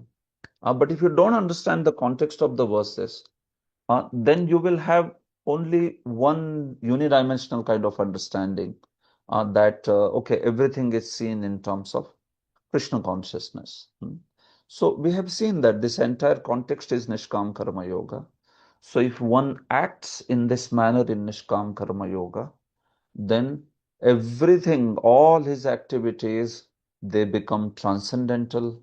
And because they become transcendental, such a person attains merging in Brahman. He achieves the moksha, Sayuja moksha, such a person. That way. Now, if we want to apply this verse for Krishna devotees, then that is also fine. But then there the meaning of Brahma will be basically everything becomes spiritualized as Krishna's energy. If we, in Krishna consciousness, if somebody develops that level of self-realization, Krishna prema, then we see that such a person, for him, every action becomes Krishna conscious in the sense that such a person's body is transcendental, such a person's, like why do devotees keep Prabhupada's things preserved even now? Because everything that is there of spiritual master who is a self-realized soul is transcendental. His shawl is transcendental, his shoes are transcendental, his devotees have kept his bags, his shoes, his socks, his everything, in fact, whatever Prabhupada used. So why is that? That is because it is seen as now completely spiritual, completely transcendental, because he had such love for Krishna. So all those things also have become spiritualized. Although they are material, but they have become like that iron hot rod, red hot iron rod. Hmm? Uh, it has become completely fiery. So similarly, these things also have become fiery because of being used by a pure devotee of Krishna in that way. So that's the aspect. So Krishna is telling, make your entire existence into a sacrifice, Arjuna, and don't run away from the battlefield, but make your entire activity and let this fighting become a sacrifice. Become a Nishkam Karma Yogi and fight with such detachment and with such a knowledge of the Supreme that your entire fight becomes into a sacrifice.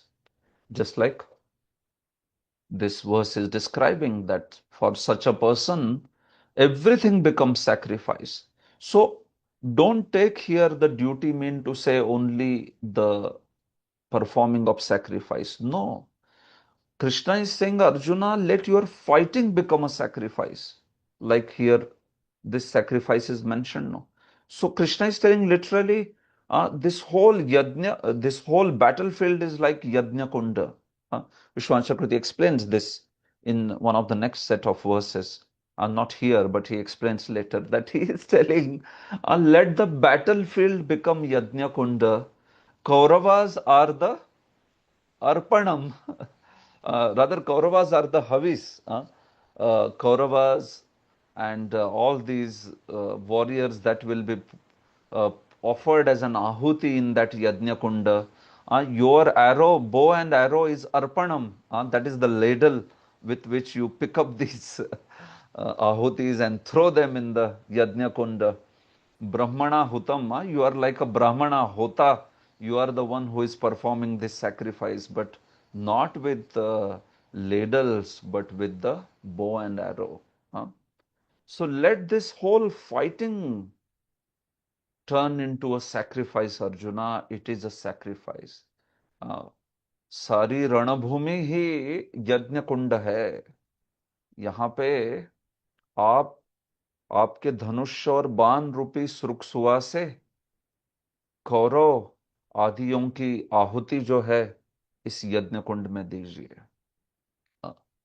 Like that, Krishna is telling to make his entire work into a sacrifice. So let it be fighting, let it be studying, let it be all sorts of duties that we have in the world.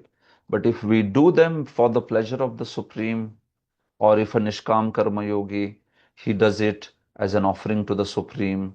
So you don't worry about Nishkam Karma Yogi if it is too much troublesome for you, no problem. You only think about how as a devotee we can understand this verse. So as a devotee, Let everything, whatever we do, let it be sacrifice.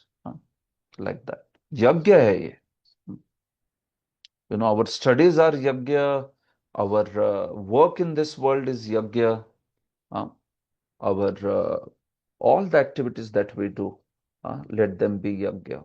It's not easy to have this sort of consciousness, but yes, Krishna is inspiring Arjuna that do it in that manner.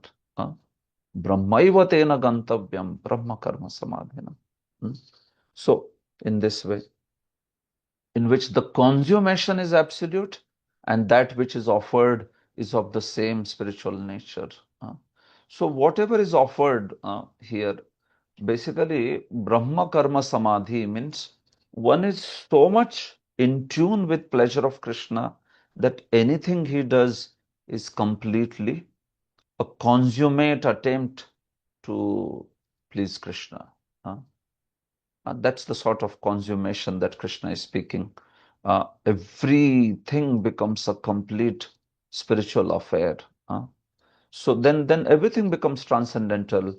That's why we never say that studies are material for a student or occupation is material for a devotee or taking care of a house and children is material for a mother. No, everything is transcendent, provided you strive for that kind of consciousness. A father may take care of his wife, a husband may take care of his wife and children, thinking that actually these are not my children, these are Krishna children, and they have been given in my custody. So I have to take care of them nicely as much as possible, not only giving them material facilities, but also spiritual facilities. At least I give them the spiritual facilities. Whether to take them or not, that's their question. That free will is always there with Jiva. But at least from my side, let me offer that facility completely this way. So similarly, all other aspects of life, we can have that consciousness. So then such a person is sure to attain the abode of Krishna. Brahmaivatena gantavyam means that such a person will certainly go back home, back to Godhead, to the spiritual kingdom. As far as Nishkam Karma Yoga is concerned, where will he go? He will go to the Brahman, the Brahma Jyoti. That's why Krishna has used those words like Brahma, Brahma, Brahma, Brahma there.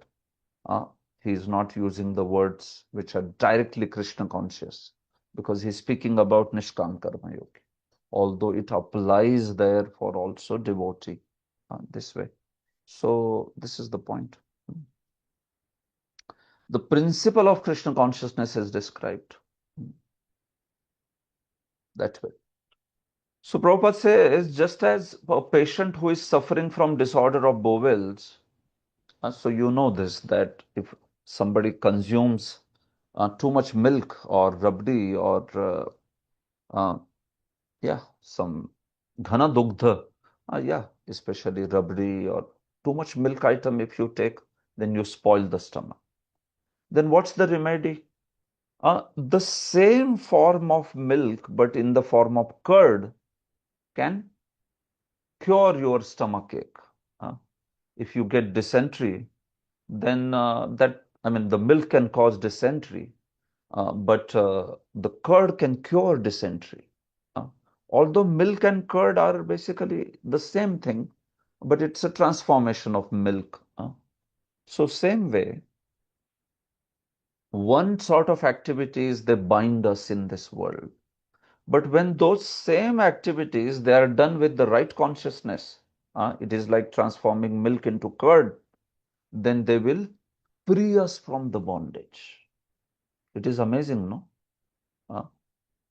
Activities, they will cause the bondage, but if you just fine tune the factor of who are you doing it for? Are you attached to the karma phala?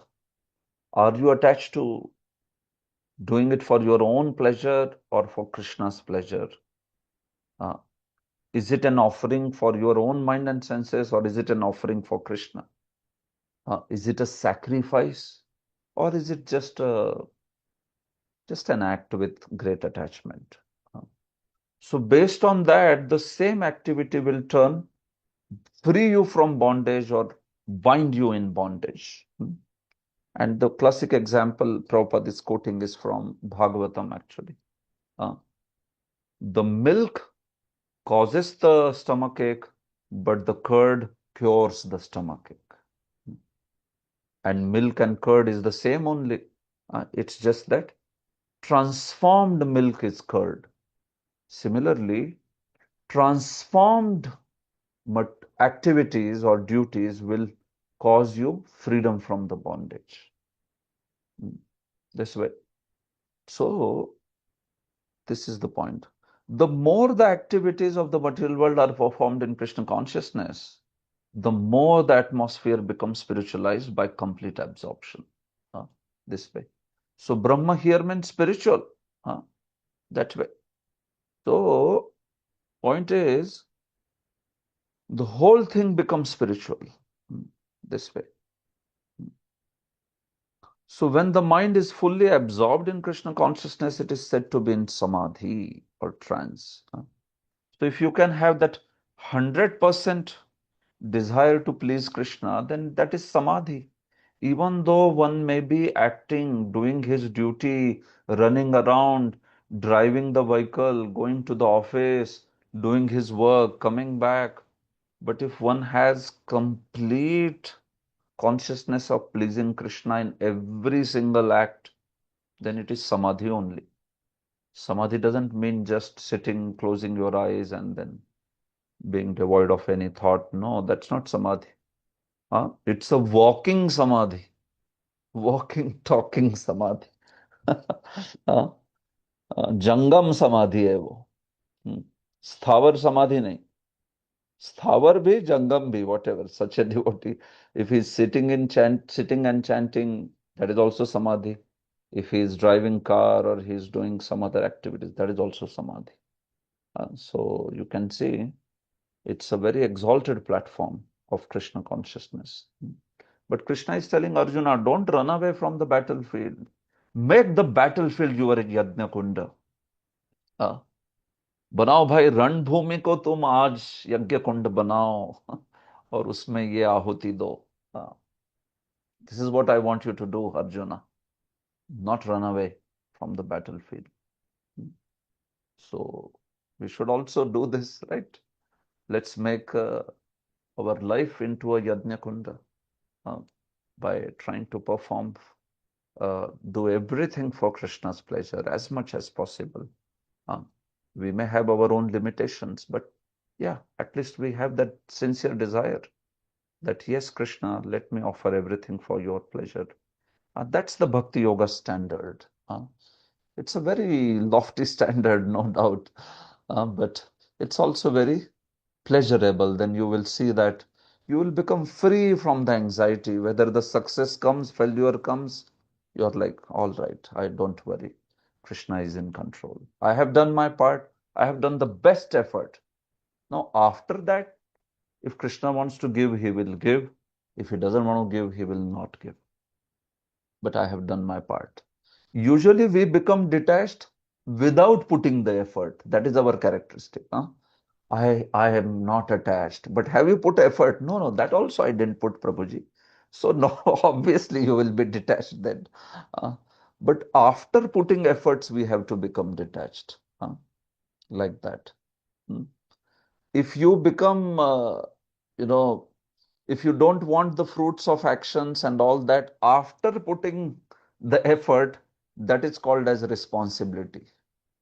And if you become free from desire for fruits without putting the effort, that is called as irresponsibility. Then we are irresponsible. We are not so much responsible. So, detachment and irresponsibility, these are two different things. Detachment is after you have put the effort. Irresponsibility means without putting any effort. Lazy, just like that. And then we may justify it by saying, oh, no, I'm not attached. No, that's tamoguna. This way. All right. So that's how Krishna has explained this wonderful section and is giving Arjuna the final thing that make it into a sacrifice, Arjuna, like that. So this is one of the favorite verses of Mayavadis. Like we chant Mahaprasade Govinde, no? So I have seen in ashramas of Rishikesh and even here in some of the ashramas. I don't go to associate there with Mayavadis. You may think, why am I going there? No, sometimes I go there to get some books from them which are important to know a certain concept or like that. But I don't associate with them. I just have some good relationship. I give them Krishna Prasad, which they take happily and they eat Krishna Prasad also. So one time I was there, I was just leaving Matha and this was a book on Nyaya which I needed. So I went to meet this person. And then I saw that their prasadam was about to start. So then they have this prayer in the beginning. So I said, I just wanted to hear what they chant. I said, I won't take prasadam because I'm already late. So then they chant this mantra. They all sat, they folded their hands and then Brahmarpanam Brahmahavir Brahmagno Brahmanahutam Brahmaivatena Gantavyam Brahma Karma Samadhina. Because their understanding is the food is Brahman, I am Brahman, and I put the food in Brahman. Brahman goes into Brahman. Like that, they have the understanding. So that's why they chant this mantra. This is their Mahaprasad prayer. Uh, so, anyway, you understand what the verse means now, right? All right. So, now after this section, Krishna is just giving some details of various kinds of sacrifices, Nishkam Karma Yoga, also Jnana Yoga, where because he spoke about the sacrifice, yajna, so Krishna now describes various kinds of yajnas, which are basically performed by different kinds of Nishkam Karma yogis and also Jnana yogis or Ashtanga yogis. So this is the topic from 25 to 33 on different kinds of sacrifices. And then after that, he will speak about the result and glory of this jnana, this transcendental jnana. All these sacrifices here mentioned, they are geared towards developing that jnana, that aspect of I am not the body, I am the spirit soul, the transcendental knowledge. So that is the topic over here. So I'm going to go very quickly through this section because it is just describing the various kinds of sacrifices. And then if it's getting too late, then 4 or 5 verses will take tomorrow. But otherwise, yes. Let's go to this section quickly because there is not much to discuss. These are all various kinds of yajnas that the Nishkam Karma yogis or the Jnana yogis take so as to develop the aspect of Jnana. So what are these sacrifices? Daivameva pare yajnam yogina paryupasate brahmagna pare yajnam yajnenaivo pavuchuhvati. Yes, Nitin Prabhu, you can read. Hare Krishna Prabhuji, Dandavat Pranam. Dandavat Pranam. Some yogis perfectly worship the demigods by offering different sacrifices to them, and some offer sacrifices in the fire of the Supreme Brahman. Yeah. So there are some who offer the sacrifices to, especially to the particular demigods. Amongst the Nishkam Karma yogis also, we see that some of them, they may take the path of offering sacrifices to a particular demigod, like Indra or Chandra. Depends on what basically what path they are following and what devatas they worship, right? There are different devatas like Indra, Chandra, Surya, Varuna, and all. And there are sacrifices mentioned to all these personalities. So some of them, they take up these sacrifices to the demigods as their process, and they may not be so much interested in doing the sacrifice to please the Brahman, to please in the sense to do it as an offering to the Brahman. So those particular yagya people, those who perform such yagyas and all that, so they may be, you can say, initial neophyte kind of Nishkam Karma yogis who are getting into performing these sacrifices only for the sake of demigod. But as they proceed, then they become interested in performing every sacrifice for the sake of pleasure of the Brahman, pleasure of the Supreme, rather, you could say, for self-realization. So that's the second one. Uh, Brahmagnav pare yajnam yajnenaiva upajuhvati. So who are these? These are the ones who basically perform the sacrifice of the fire of Supreme Brahman, which means they are interested in understanding of Brahman, understanding how they are not body, they are spirit, soul. So this basically is referring to Jnana yogis actually. The prior one is referring to the neophyte Nishkam Karma yogis. But they go from here to here, like that. So that is the aspect that is being spoken here. All the different varieties of sacrifice can be placed within two primary divisions, namely sacrifice of worldly possessions and sacrifice in pursuit of transcendental knowledge. So initially, the person may be only offering the things of this world, dravya yajna, but later the person also understands how it is very, very important to perform everything for the sake of transcendental knowledge. This way. Transcendental knowledge, so whether as a jnana yogi or what to speak of a devotee, he performs everything for pleasure of the Supreme. This way. So those are the two kinds of sacrifice Krishna is saying, Daivam Yajna and Brahma Yajna, like that. Shrotraadinendriyanyanye Sanyamagnishu Juhvati Shabdadin Vishayananya Indriyagnishu Juhvati. Yes. Some, the unadulterated brahmacharis, sacrifice the hearing process and the senses in the fire of mental control, and others, the regulated householders, sacrifice the objects of the senses in the fire of the senses. This is an interesting verse. Now Krishna speaks about the sacrifice of Naishthika brahmacharis versus the sacrifice of,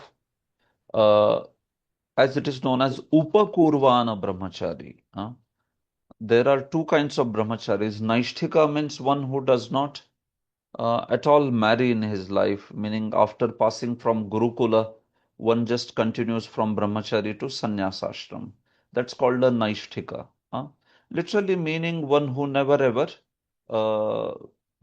discharges his semen, because the only purpose of doing that is to procreate, and because the person never gets into act of procreation, so that's called a Naishthika. And there is another brahmachari called as Upakurvana. Upakurvana. So what does he do? He practices brahmacharya till the time he is in Guru's ashram. And after that, he marries. And then he practices brahmacharya in the sense that one only uses his senses only for the sake of procreation, and that's all, not for any other purpose. So that's the aspect being spoken over here. So there are these brahmacharis who perform the sacrifice called as, Sanyamagni, meaning what? The senses like ears and all that, ears or hands, eyes, they offer in the sacrifice of mental restraint, meaning they don't engage these senses in this world. They engage them only for the sake of Krishna's service. Their ears or their eyes, their hands, legs, they will engage only for the sake of Krishna's service. That's it. That is called as utilizing the senses like ears, nose, eyes in the fire of mental restraint. So they prohibit themselves from using these senses for the sake of material material activities. But for a grahastha, one may have to utilize the senses for some material activity because he has to work, he has to earn money, he has to face outside world, he has to have a family, he has to provide for the family and all. So that's why for him it is said, Shabdadin Vishayan Anne Indriyagnishu Juhvati. So for him, the senses is like the fire, and in that fire he gives the ahuti of sense objects, meaning he connects through his senses the sense objects, but only under regulation. There is contact of sense and sense objects. For a brahmachari, that contact also should not happen. He is basically only utilizing the senses for Krishna's service. But for grahastha, it is mentioned that one may utilize the opportunity, but it is only utilized for the sake of regulated, acceptable sense enjoyment in a certain ashram. Right? Like someone is marrying, so then one should remain a chaste person in the marriage. And then, like how Krishna also says that dharma viruddho bhuteshu kamosmi bharatarshava. Krishna says that. That sex life, which is not against the religious principle, that's me, he says to Arjuna. Meaning, Krishna blesses that kind of life very much. So now take that principle for every other aspect. Let it be the aspect of eating or sleeping or working in this world, allowing our selves to get in touch with the money, get in touch with the money or all other aspects of this world. So it is mentioned for a householder, it's basically like it's also a sacrifice. There is the sacrifice of the senses coming in touch with sense objects purely for the sake of regulated, acceptable dharma. That is the point. So one is having the fire of mental restraint, because for a brahmachari that provision is not there. He should ideally not at all engage senses for any material phenomena. Absolutely not. But for a grahastha, it is allowed because it's also part of his dharma, isn't it? Laukika dharma. Certainly. So that's how it is mentioned. So you understand? One is fire of mental restraint, in which you put the senses, means you don't engage senses in regulated sense enjoyment also. While another is the fire of the senses, in which you allow the sense objects under regulated, restricted understanding. It's not unrestricted sense enjoyment for grahastha. What to speak of vanaprastha, sannyasi, and brahmachari?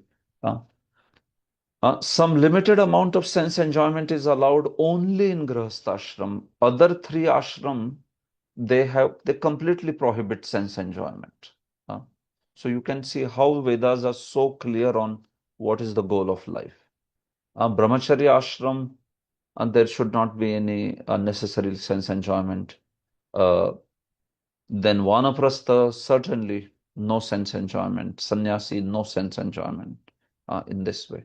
So only grahastha in that life, and that too restricted. It's not unrestricted. One is allowed to indulge in money or other aspects up to a certain degree this way. So this is the point. Prabhupada also explains this nicely. The brahmacharis or students under the care of bona fide spiritual master control the mind by abstaining from sense gratification. A brahmachari hears only words concerning Krishna consciousness. Especially the shravanam is very, very important. This way, shrotradini. Similarly, the householders, they also perform the acts of sense gratification with great restraint this way.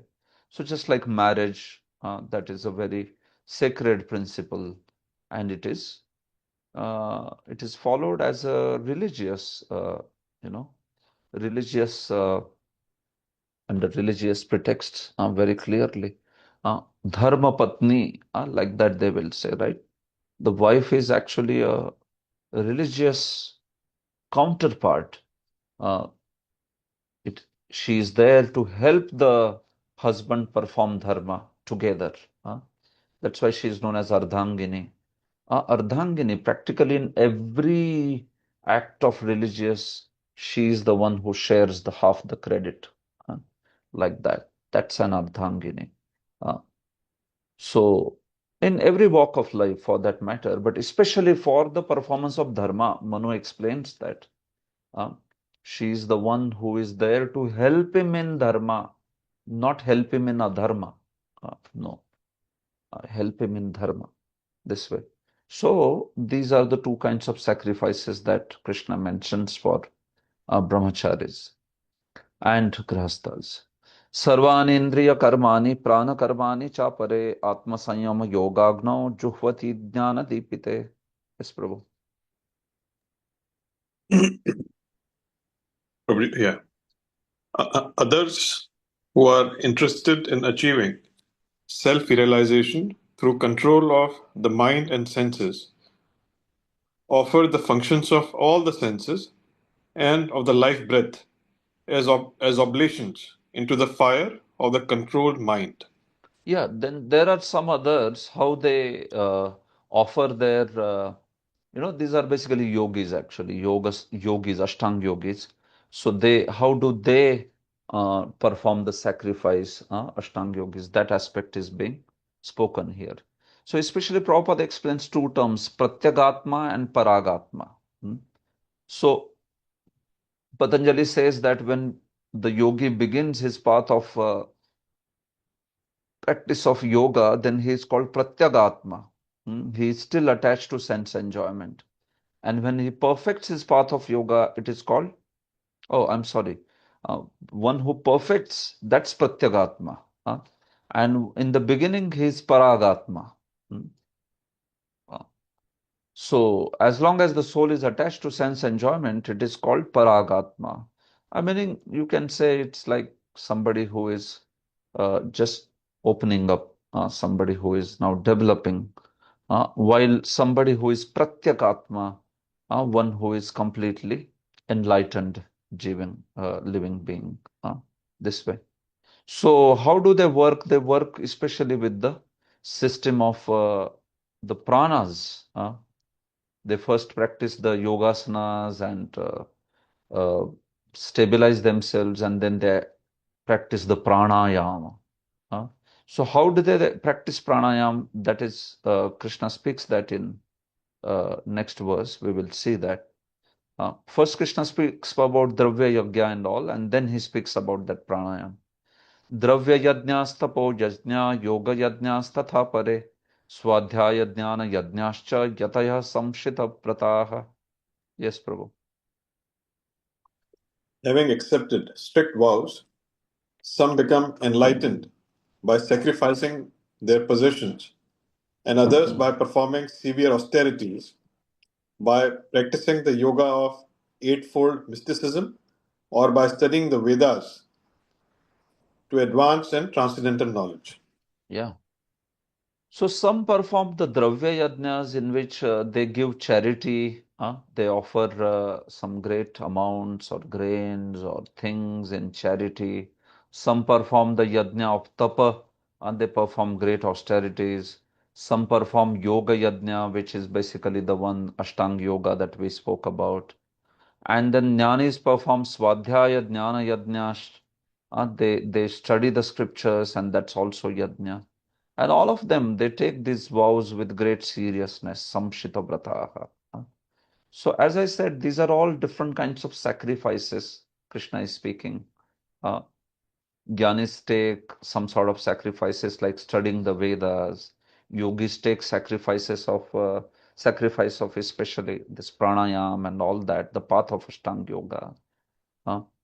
Nishkam karmis take the path of this dravya yagya, offering the things in charity and all that. Tapo yajna. Gyanis may take tapo yajna or like that. So these are all different people. Especially dravya yajna, you can see. These are the ones who are rich mercantile community. They open dharmashalas, annakshetras, athitishala, anathalaya, vidyapithas. So this is dravya yajna, where you distribute food, medical treatment, education to people. Dravya, resources, you give the resources to people. Charitable activities like that. But then there are others who also perform tapas such as Chandrayan Vrata or Chaturmasya Vrata or like that.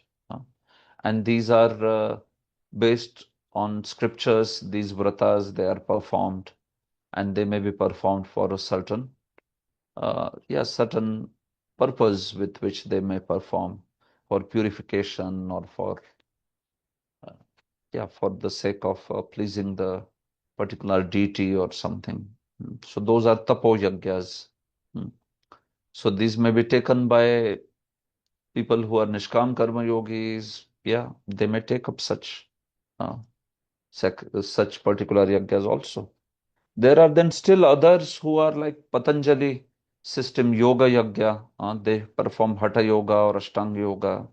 So they perform the yoga aspect. Jnanis, they perform Swadhyaya Yagya, they study Upanishads and Vedanta and all that. And Prabhupada writes such a nice line. He says, Krishna consciousness, however, is different from these because it is the direct service of the Supreme Lord. So, in Krishna consciousness, we see that one wants to directly serve the senses of Krishna and please Krishna directly. These all other sacrifices, they may be there, but they are more indirect. Indirect ways. There's no direct service to Krishna. No.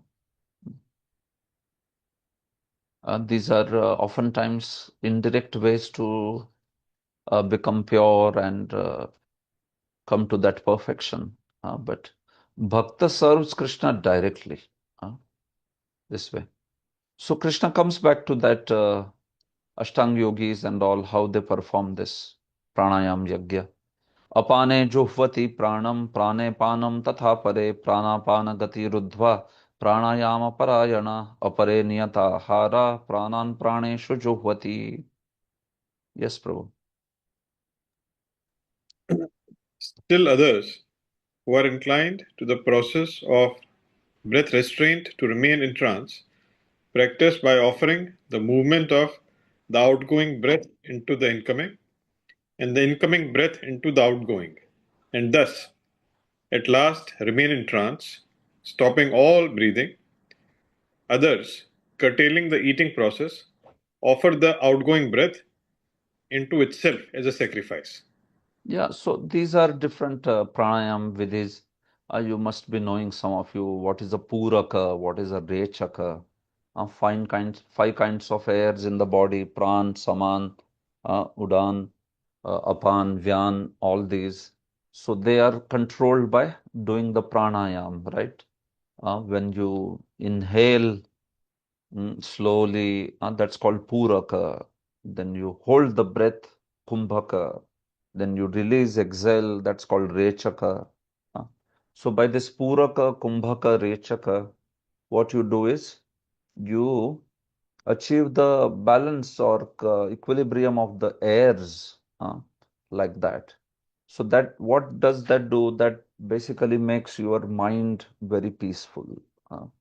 That mind which is running around looking for sense objects, looking for things of this world, when somebody performs pranayama, it will settle down. It's a mechanical way to settle down the mind, that way.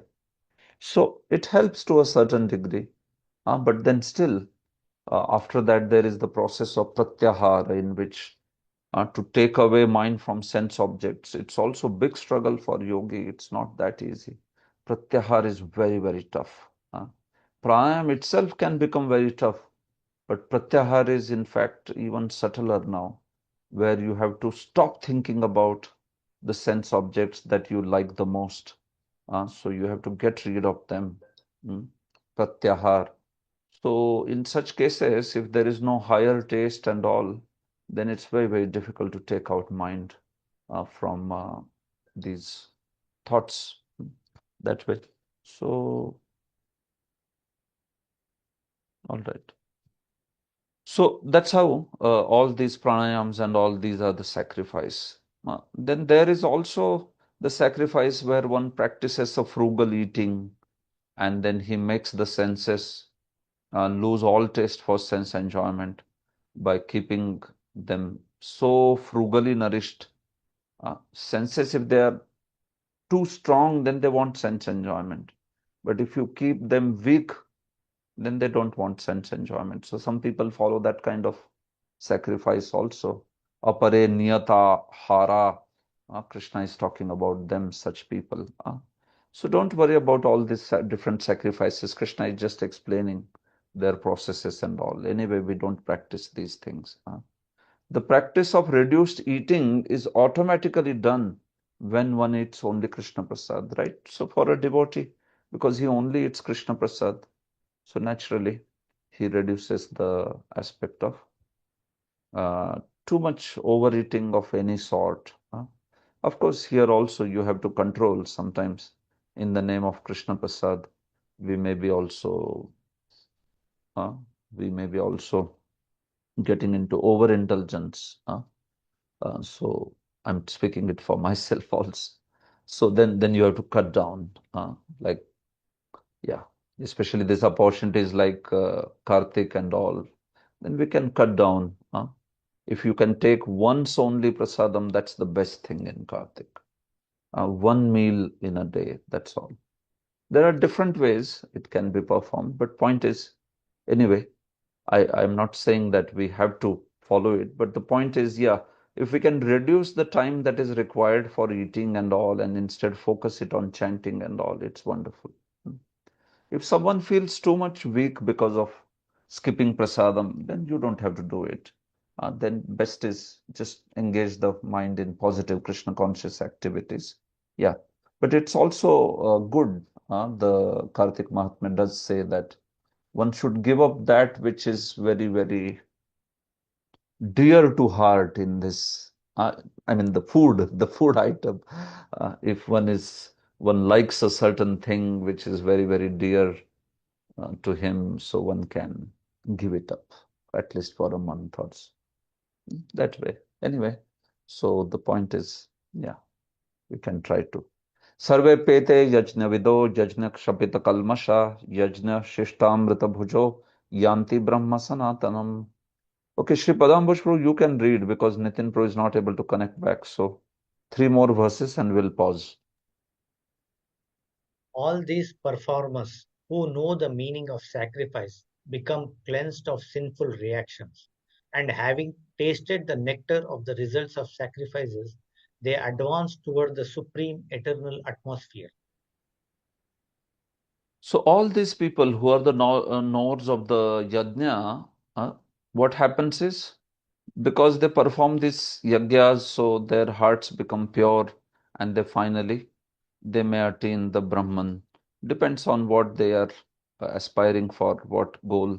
So if they are aspiring for Sayuja Mukti, which is many times the case with these all yogis or gyanis, so then they achieve that after becoming cleansed of sinful reactions. This way. So Prabhupada says sense gratification is the root cause of material existence. That's why the common aim of all the sacrifices is to control the senses. देखो कोई भी yoga हो, common aim is to control the senses. So if some yoga person is not telling to control the senses, that's a defeat of yoga.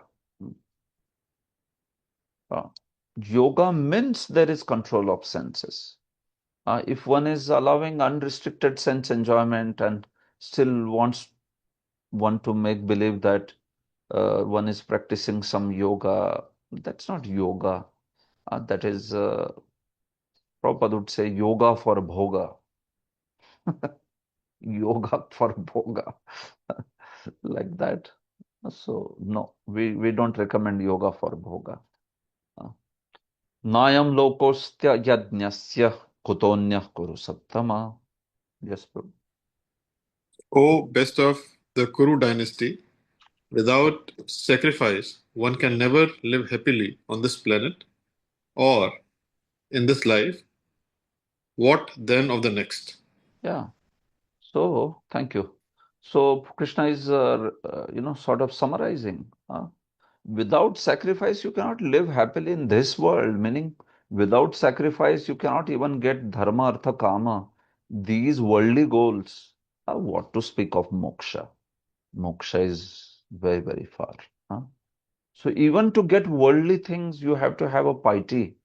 Um, Someone may get some worldly things, like in Western world, you may see a great wealth because of their prior pious activities. But then point is, if one does not lead a religious life, then we see that one will not be even able to enjoy that wealth. So, artha and kama is not just economic prosperity, it is wholesome happiness, where your mind, body, senses, they're all very, very healthy. Uh, Not like you have a great wealth, but 70%, 75% of the marriages end in divorce. And 80% of the people have some mental sort of illness. And and then you call it a very developed country or what? You know, that's not even artha. That's not even kama. Artha काम भी नहीं है वो. अर्थ काम तो बड़ा wholesome होता है वो. Like this Vedic karma kand is there, no? So they will not only have wealth, but they will have the health to enjoy that wealth, and also their minds and their senses and all will be in proper place. It's not that they're suffering from mental anxiety and all. So we don't buy in such ideas like how do people in the West have such artha and kama? Is it there? It's not there. So much of mental illness, terrible, uh, like that, practically. So without sacrifice, without religious life, you cannot get happiness even in this world. What to speak of kutonyaha, meaning anya loka. What to speak of moksha, which is very, very far, uh, this way. So if a person is not inclined to perform yajna according to the Vedas, how can he expect happy life even in this body? What to speak of this? So Krishna is concluding this section. Evam bahuvida yajna vitata brahmano mukhe karmajan vidhitan sarvan evam jnatva vimokshase. All these different types of sacrifices are approved by the Vedas, and all of them are born of different type of work. Knowing them as such, you will become liberated.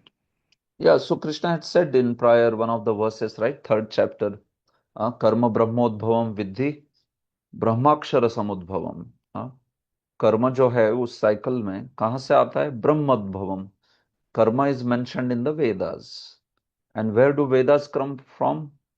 अक्षर समुद्भव. Vedas come from the breathing of Mahavishnu. So Krishna is sort of summarizing that again. So all these different types of sacrifice are approved by the Vedas, and they are born of different types of work. So Vedas are the source of sacrifices. Sacrifices are mentioned in the Vedas. And if we know them and practice them, then, I mean, we meaning if someone follows them, then such a person will attain the mukti. But of course, as a devotee, we follow the yajna, which is Sankirtana yajna, right? We seva yajna, Sankirtana yajna. That's what we also follow. So, yeah, next verse, I mean, this year, 33rd, this is the last verse. Shreyan dravyamaya yajna jnana yajna parantapa sarvam karma khilam partha jnane parisamapyate. Yes, Prabhu. O chastiser of the enemy, the sacrifice performed in knowledge is better than the mere sacrifice of material possessions.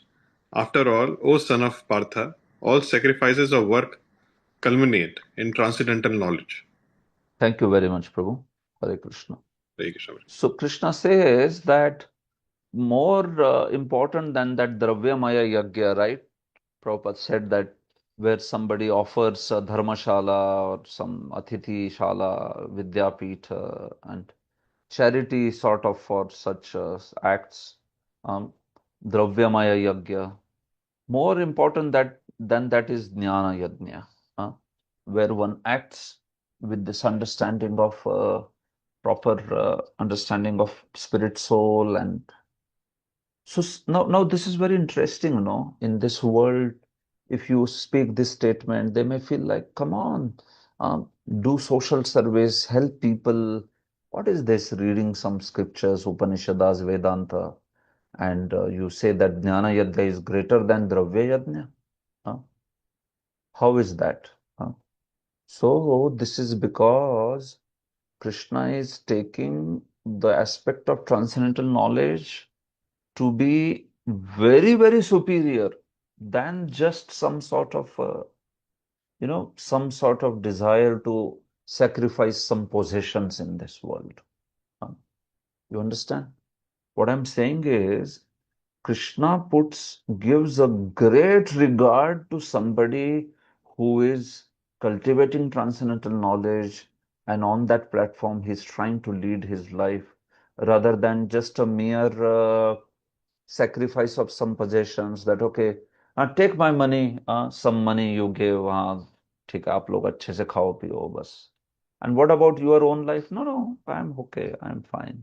You just take money. So somebody who is just giving some money or giving some resources, some land or like that, it is good. It is also appreciated.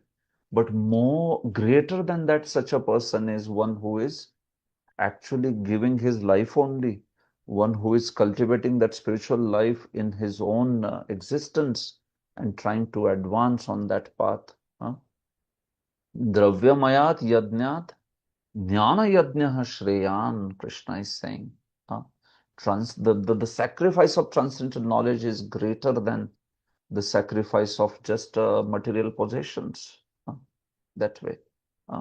So, as a devotee, we want to engage everything in Krishna's service. We want to engage ourselves, our resources, our family, our money, our talents, our skills, kaya, vacha, manasa, whatever we want to engage in Krishna's service, no doubt. So bhakti is a different thing. In bhakti, everything should be engaged in Krishna's service, no doubt. But if we are talking about only on the level of some Nishkam Karmis doing Dravyamaya Yagya, but actually Jnana, the transcendental knowledge, is considered higher than that, this way. So what I want to say is, giving some possession for Krishna, I mean, not Krishna, but for some social service. If you give for Krishna also, wonderful, no problem. But more important than that is the person himself should take up to the spiritual life and become a serious devotee. That is, in fact, more appreciable. Krishna also will appreciate this in 12th chapter when we will study that. Sarvam karma khilam partha jnane parisamapyate. Because if somebody develops jnana, then entire whatever he does is basically sacrifice. Somebody comes to on that transcendental knowledge's level. I am not the body, I am spirit, soul, and he's able to remember this constantly, act on that platform. Everything becomes a sacrifice. Dravyamay yajna mein to, as long as he is offering that charity, only that is sacrifice. Other activities may not be a sacrifice. But this person's everything becomes sacrifice. So that's why it is considered to be better than that. When one's faith reaches the stage of transcendental knowledge, the performer of sacrifice should be considered more advanced than those who simply sacrifice material possessions. Because those who simply sacrifice material possessions remain on material platform. But transcendental knowledge is the important thing. So that's why, remember, in spiritual life also, if we do the things consciously, that will give a great benefit rather than doing things unconsciously. So somebody may be doing a lot of service, but he should also do with a lot of good consciousness. Otherwise, one may be doing a lot of service, but if he's not conscious, then somebody else who may not be doing that much service, but one is having a great Krishna consciousness, one is transcendentally situated, so then such a person will get great benefit. So this is not to say that we should reduce the quantity of service, but this is to say that we must bring in the quality of the service. We have to do it in a Krishna conscious manner, by taking care of all the details nicely, and keeping Krishna consciousness intact, doing it as an offering to Krishna, Krishna's pleasure. So then that sort of service will please Krishna the most. How to receive this transcendental knowledge and how the results will come, that's the last chapter. So these 7-8 verses will finish in 15-20 minutes tomorrow, and then also begin the 5th chapter. Thank you so much for your patient listening. I took half an hour extra, but I just wanted to come to at least close of this chapter so that tomorrow I can try to finish 5th chapter, or at least go till the end of some 5-6 verses remain, then I'm okay. We can manage 6th chapter then in 2 sessions. Okay. So thank you very much. If there are any questions, it's late now, so please ask tomorrow in tomorrow's session's beginning. Srimad Bhagavad Gita ki jai.